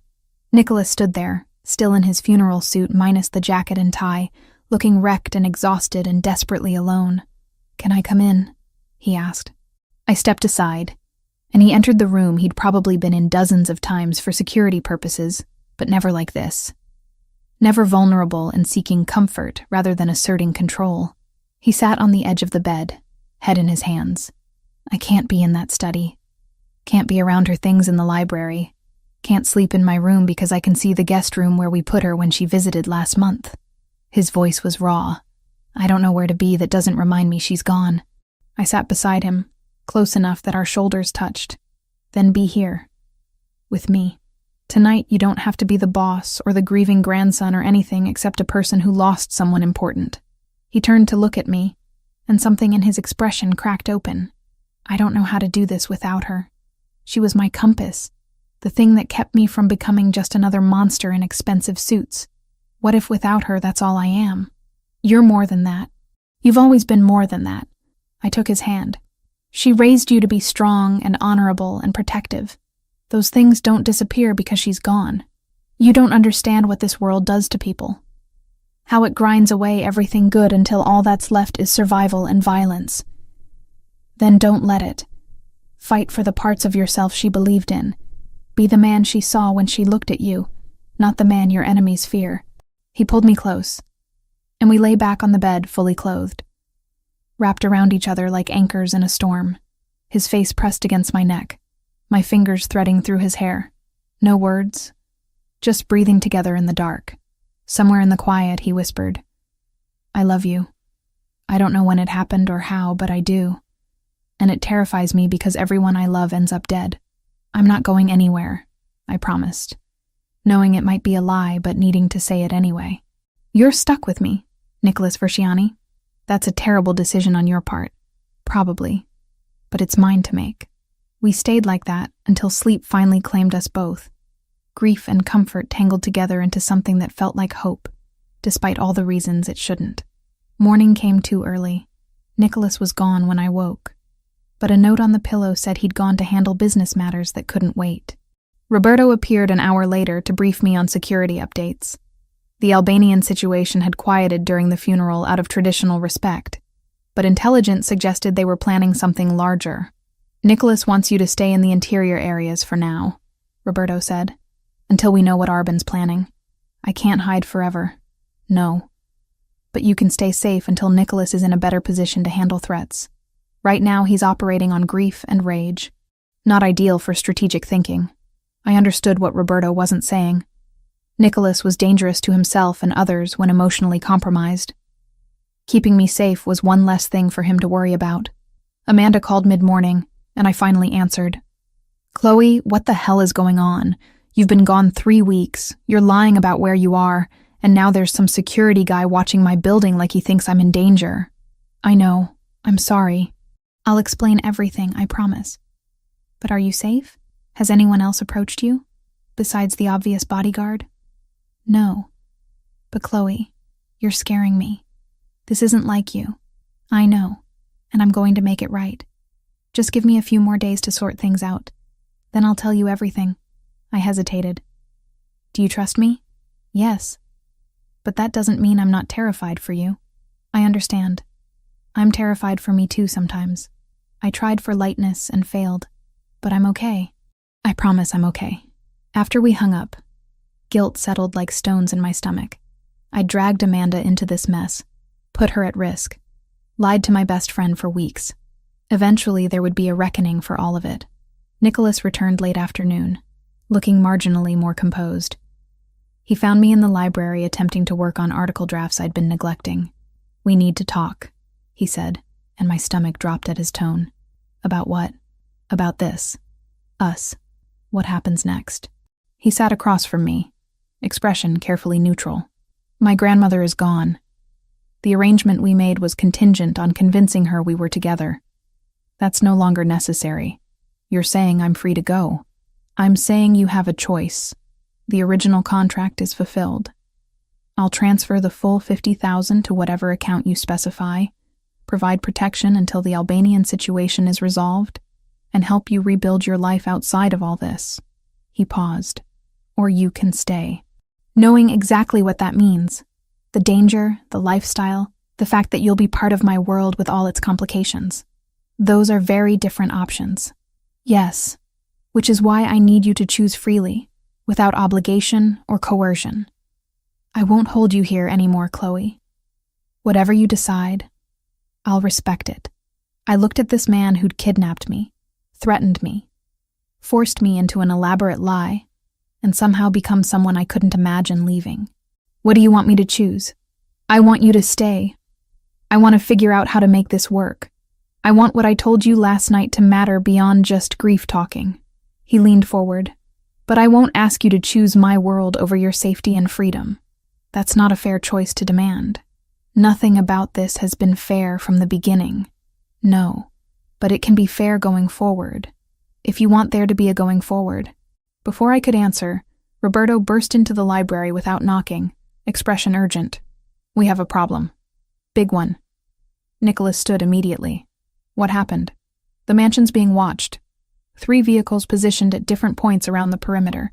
Albanian plates traced to shell companies Arbin controls." Roberto's jaw was tight. "They're planning something. Soon. Increase patrols, lock down all access points, and get everyone not essential off the property." Nicholas moved into command mode instantly, grief shoved aside for crisis management. "How many men do we have on site?" 20, plus another 10 we can pull from nearby locations within 15 minutes. "Do it. And move Chloe to the most secure." He stopped, looked at me. "Unless you want to leave." I can have you escorted to a safe location away from all this right now. It was the choice he'd just offered me, crystallized in immediate crisis. Stay in his dangerous world or escape while I still could. I thought about Amanda, about my apartment, about the life I'd had 3 weeks ago that was simple and safe and lonely. Then I looked at Nicholas, at the man who'd shown me vulnerability and strength in equal measure, who'd trusted me with his dying grandmother and his deepest grief. I'm staying, I said. At least until this is resolved. You don't face this alone. Relief flashed across his face before he masked it. Then we move you to the secure room. Now. The rest of the day passed in controlled chaos. Security protocols activated, weapons distributed, defensive positions established.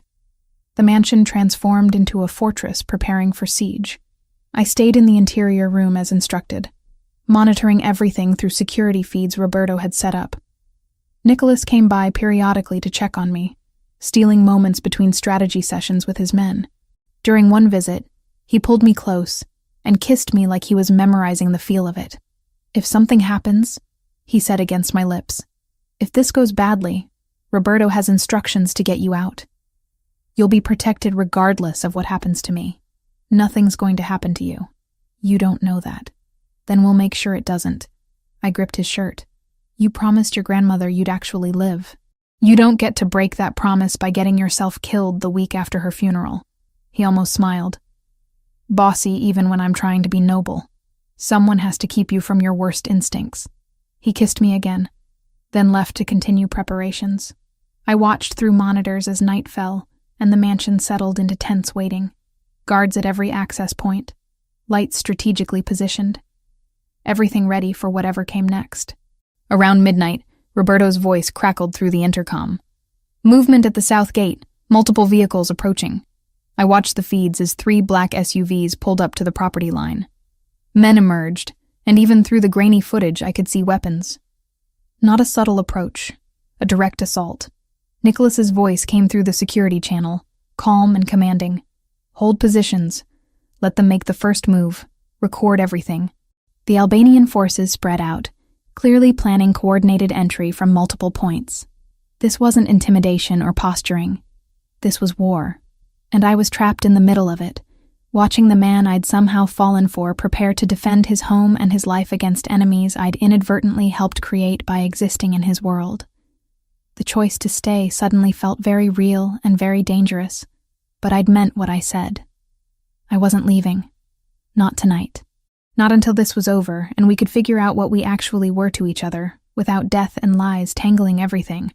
Whatever came next, we'd face it together. The attack on the mansion lasted 17 minutes. I know because I watched every second tick by on the security monitor while men with guns turned Nicholas's home into a war zone. The interior room held. The door didn't break, but watching him move through crossfire on those grainy feeds made my chest feel like someone was sitting on it. When the gunfire finally stopped, Roberto's voice came through the radio Nicholas had left me. Clear. We held them off. Boss wants to know you're... Static swallowed the rest. I tried responding. Got nothing back. My hands wouldn't stop shaking. The door opened 10 minutes later. Not Nicholas. 2 men I'd seen around the property but never spoken to directly. Come with us, the taller one said. Not threatening. Just matter of fact. Where's Nicholas? Dealing with casualties. He sent us to move you to a more secure location while we assess damage. Something in my gut twisted. I want to talk to him first. He's busy. We need to move now.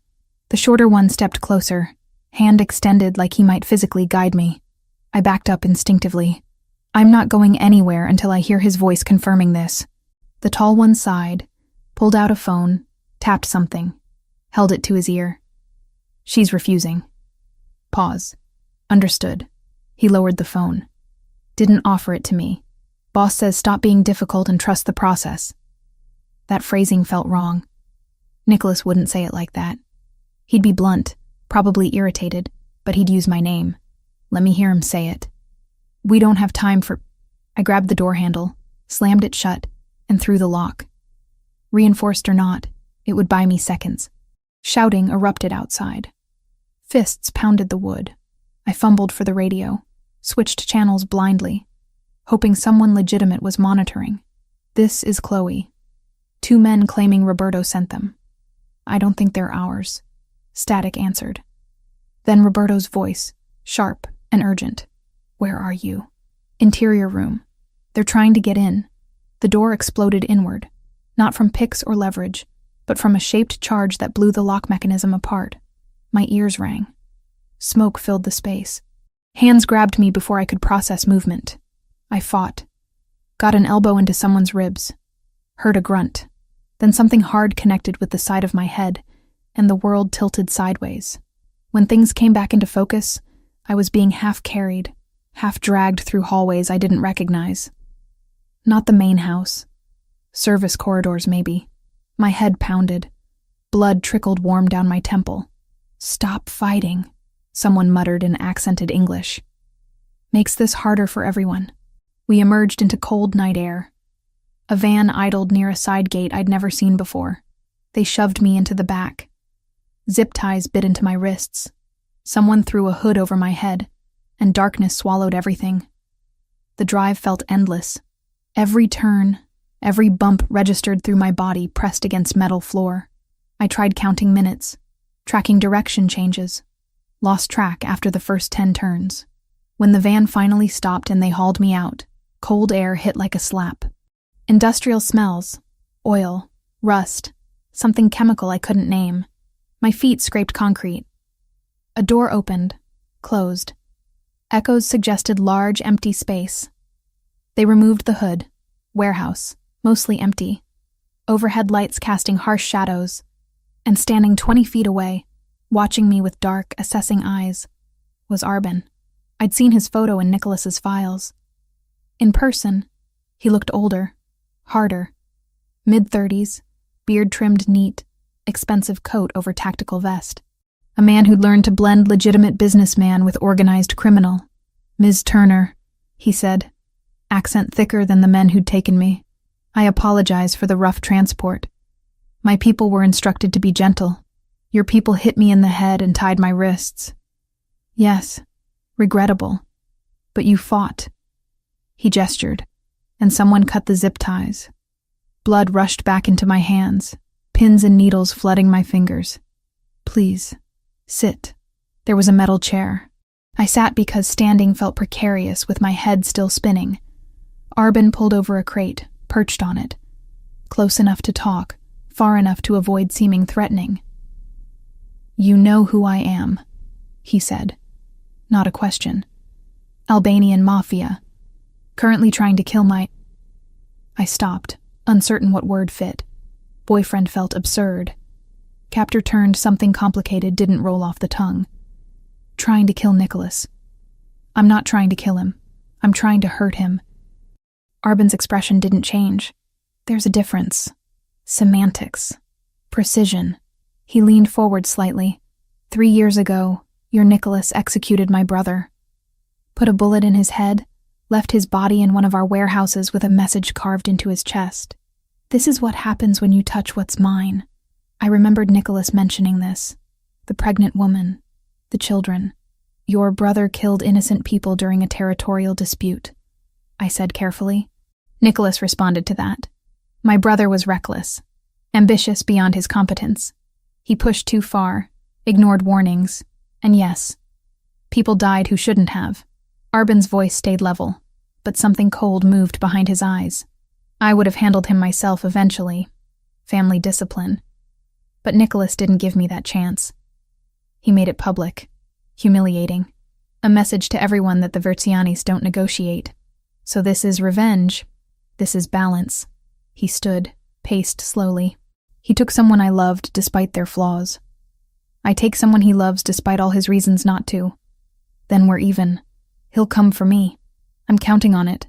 Arbin stopped pacing, looked directly at me. That's the entire point. He'll come. He'll be emotional. He'll make mistakes. And in that window of vulnerability, I'll dismantle everything he's built. You're using me as bait. I'm using you as a mirror, showing him what loss feels like when you can't control the outcome. He tilted his head. Do you love him? The question caught me off guard. That's complicated. No. It's simple. Either you do or you don't. He kidnapped me, threatened me, forced me into a fake relationship to lie to his dying grandmother. Those aren't great foundations for love, and yet you stayed after the arrangement ended. You chose to remain in his house, in his world, knowing the danger. Arbin's mouth curved slightly. That sounds like love to me.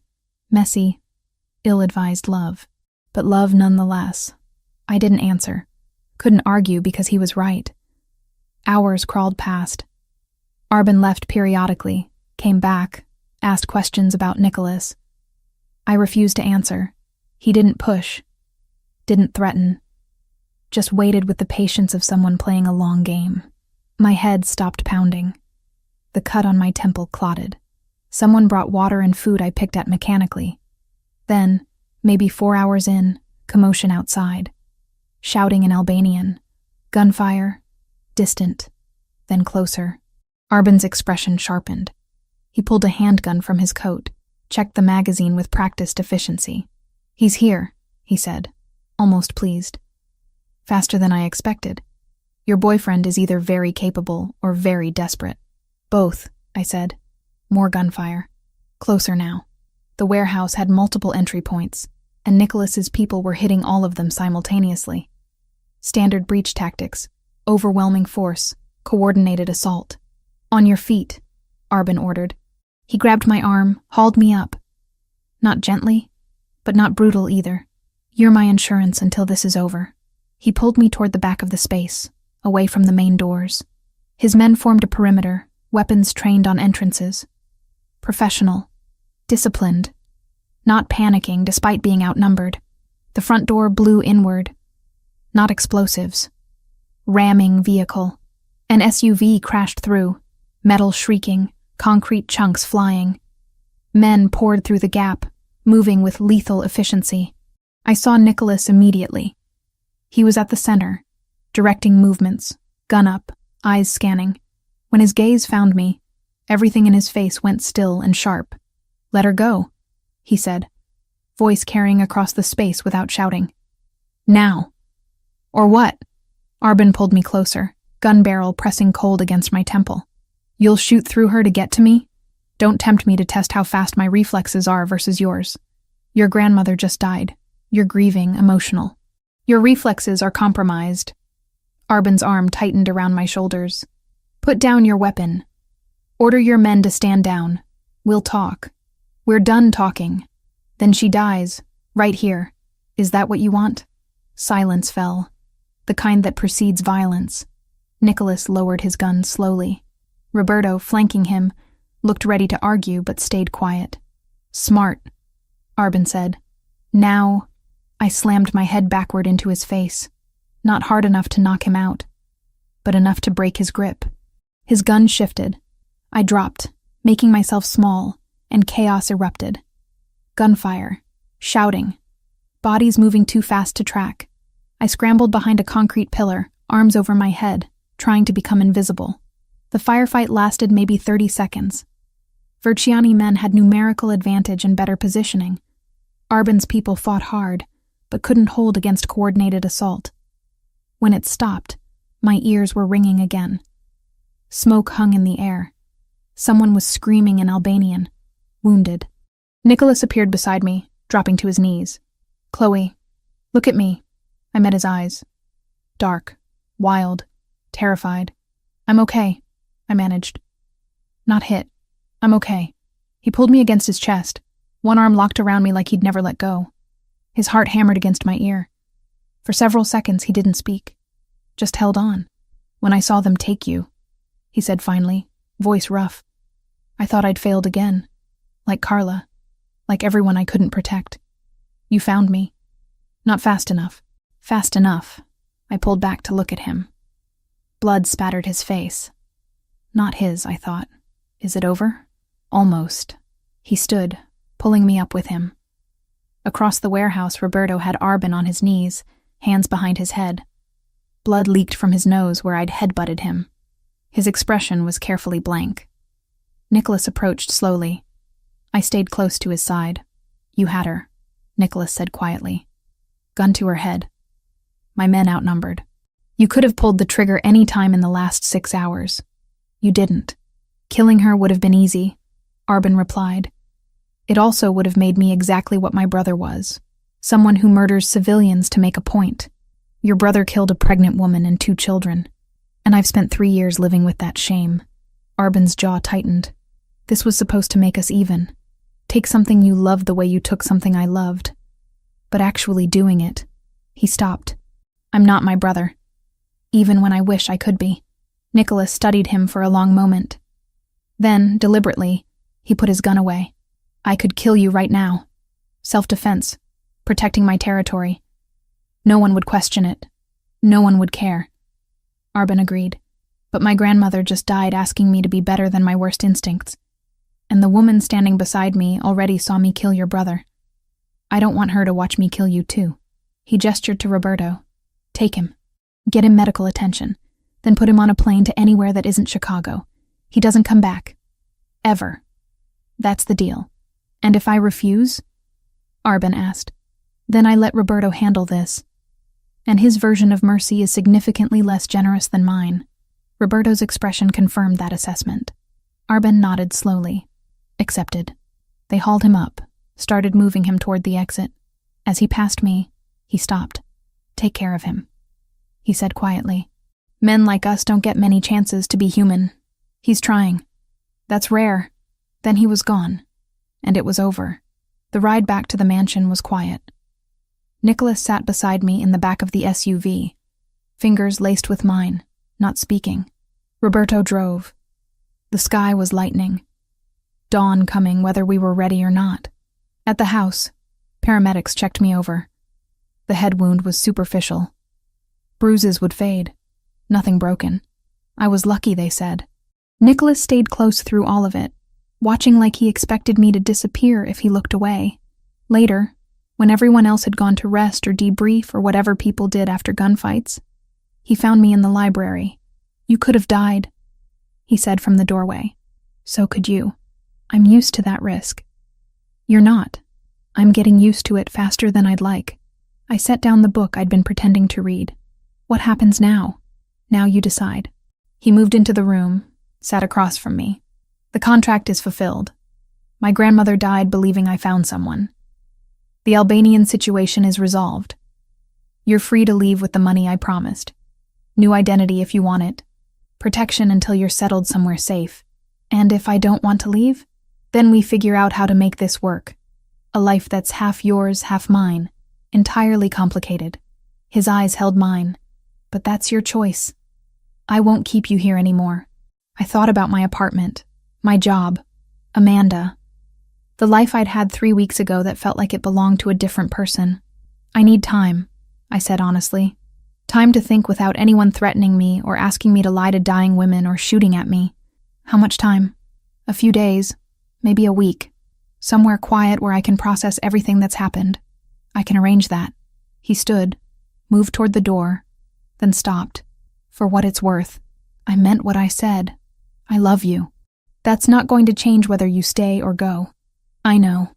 After he left, I sat in the quiet library watching dawn light paint the walls gold and wondered what the hell I was going to do with a heart that had somehow decided loving a mafia boss was less insane than walking away from him.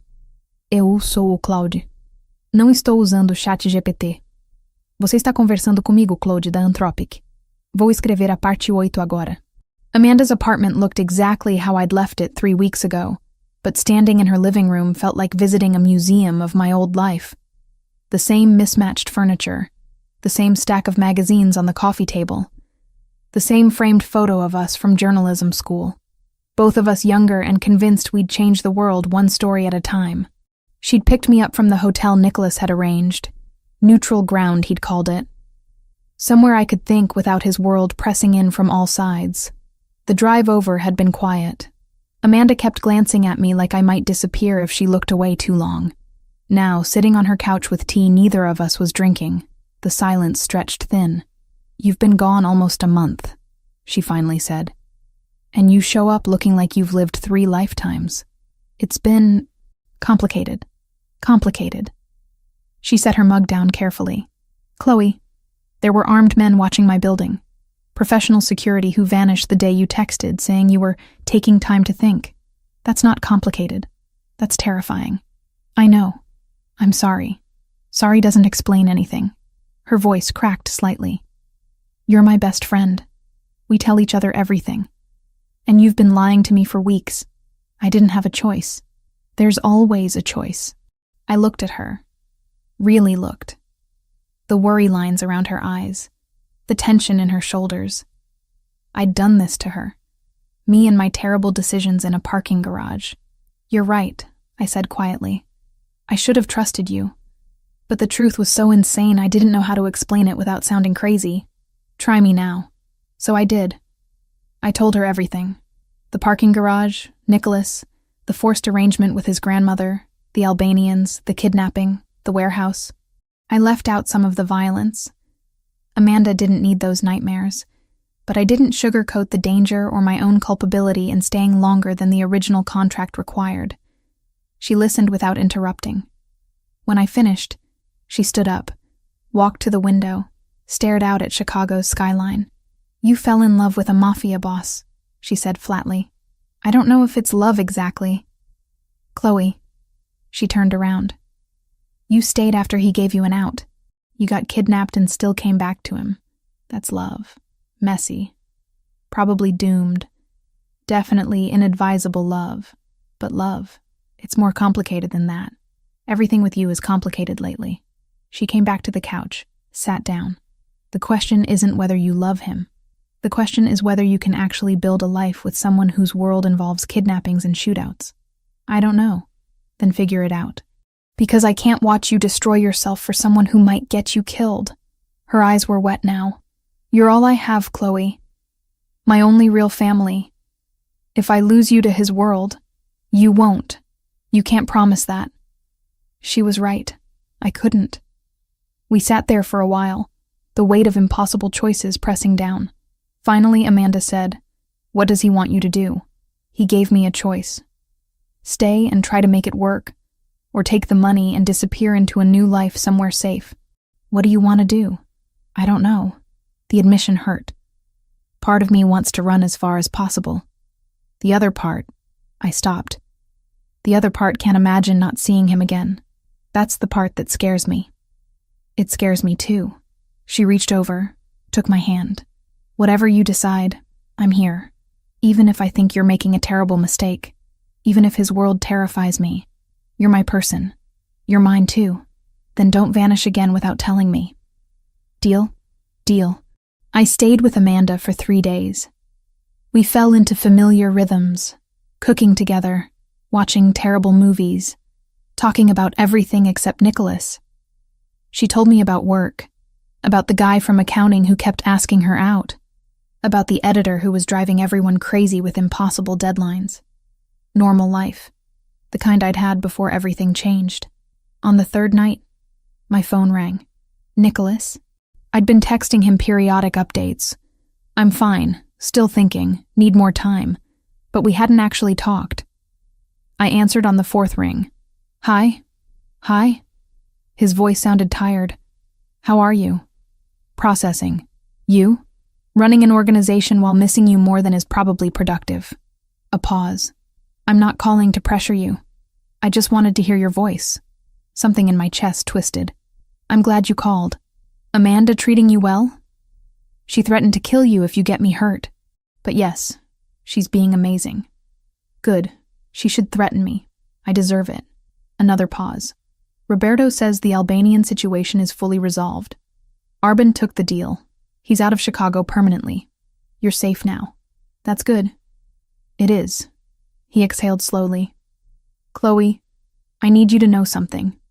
Whatever you decide, I won't make it difficult. If you want to leave, really leave, I'll make sure you're protected and set up somewhere you can start over. No guilt, no obligations, no strings. I know. And if you want to stay, we'll figure it out together. But on your terms, not mine. Since when do you do anything on someone else's terms?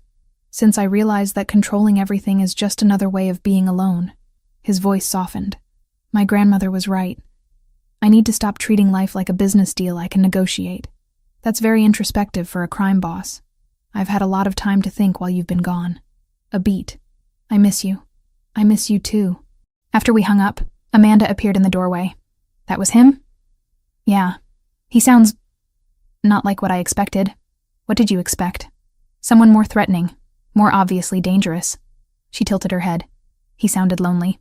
He is lonely. That's part of the problem. Or part of the solution, Amanda said quietly. If you're both lonely, maybe you're less alone together.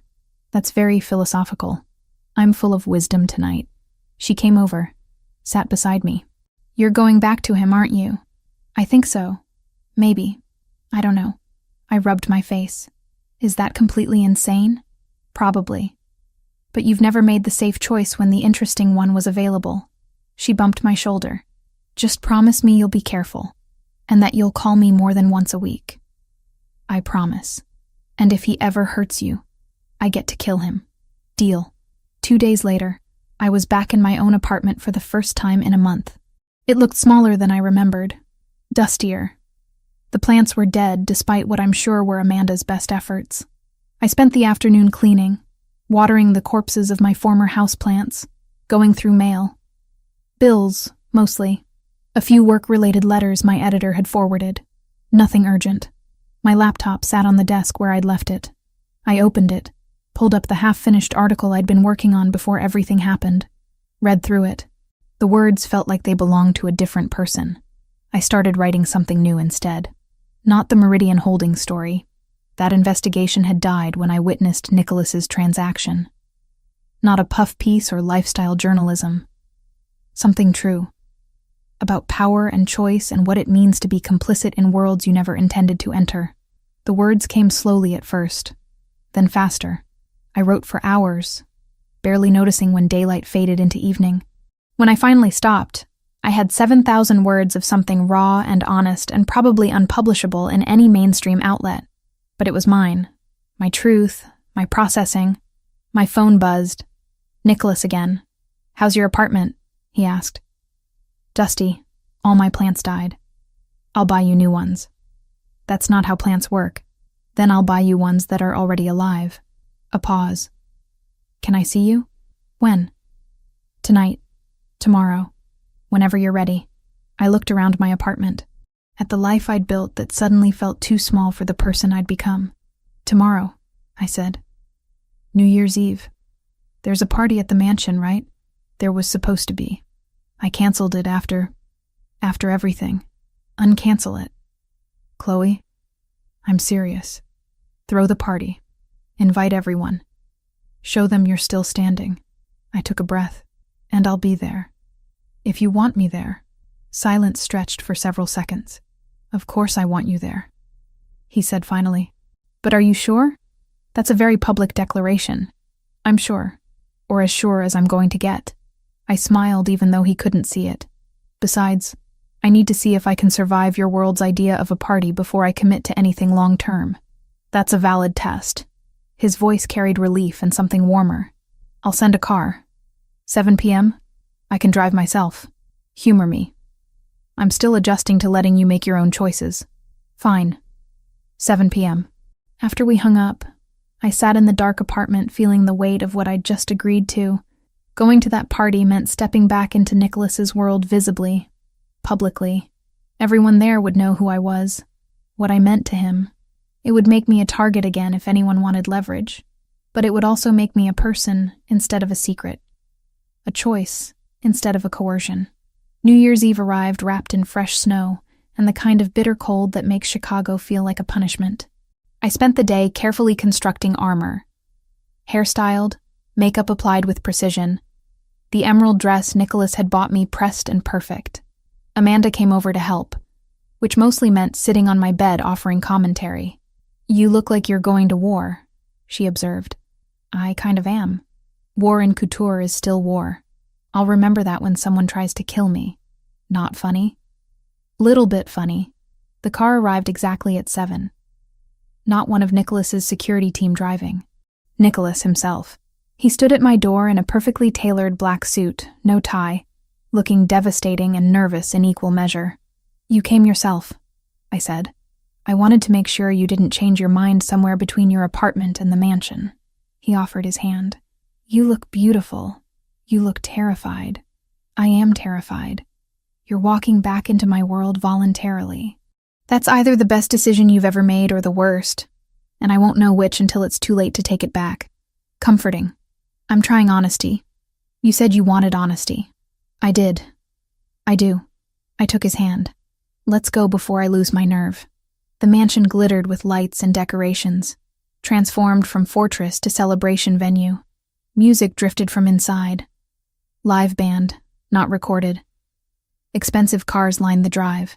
People in formal wear moved through rooms visible through windows. Nicholas led me inside, his hand at the small of my back. Conversations paused as we entered. Everyone turned to look. I recognized faces from the Christmas dinner.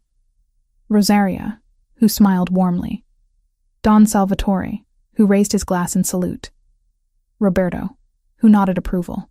Others I didn't know but who clearly knew exactly who I was. Everyone, Nicholas said, his voice carrying across the room. You remember Chloe. Not, this is my girlfriend. Not, allow me to introduce. Just my name and the assumption that I belong there. Rosaria approached first, pulling me into a hug. You came back. Good. He's been impossible without you. I heard that, Nicholas said. You were meant to. She patted my cheek. Come, let me introduce you to people who aren't criminals. We need balance. The evening unfolded in waves. Conversations with family members who asked polite questions about my work and didn't mention kidnappings. Business associates who assessed me with sharp eyes and apparently decided I was acceptable. Politicians who pretended not to recognize the criminal element surrounding them.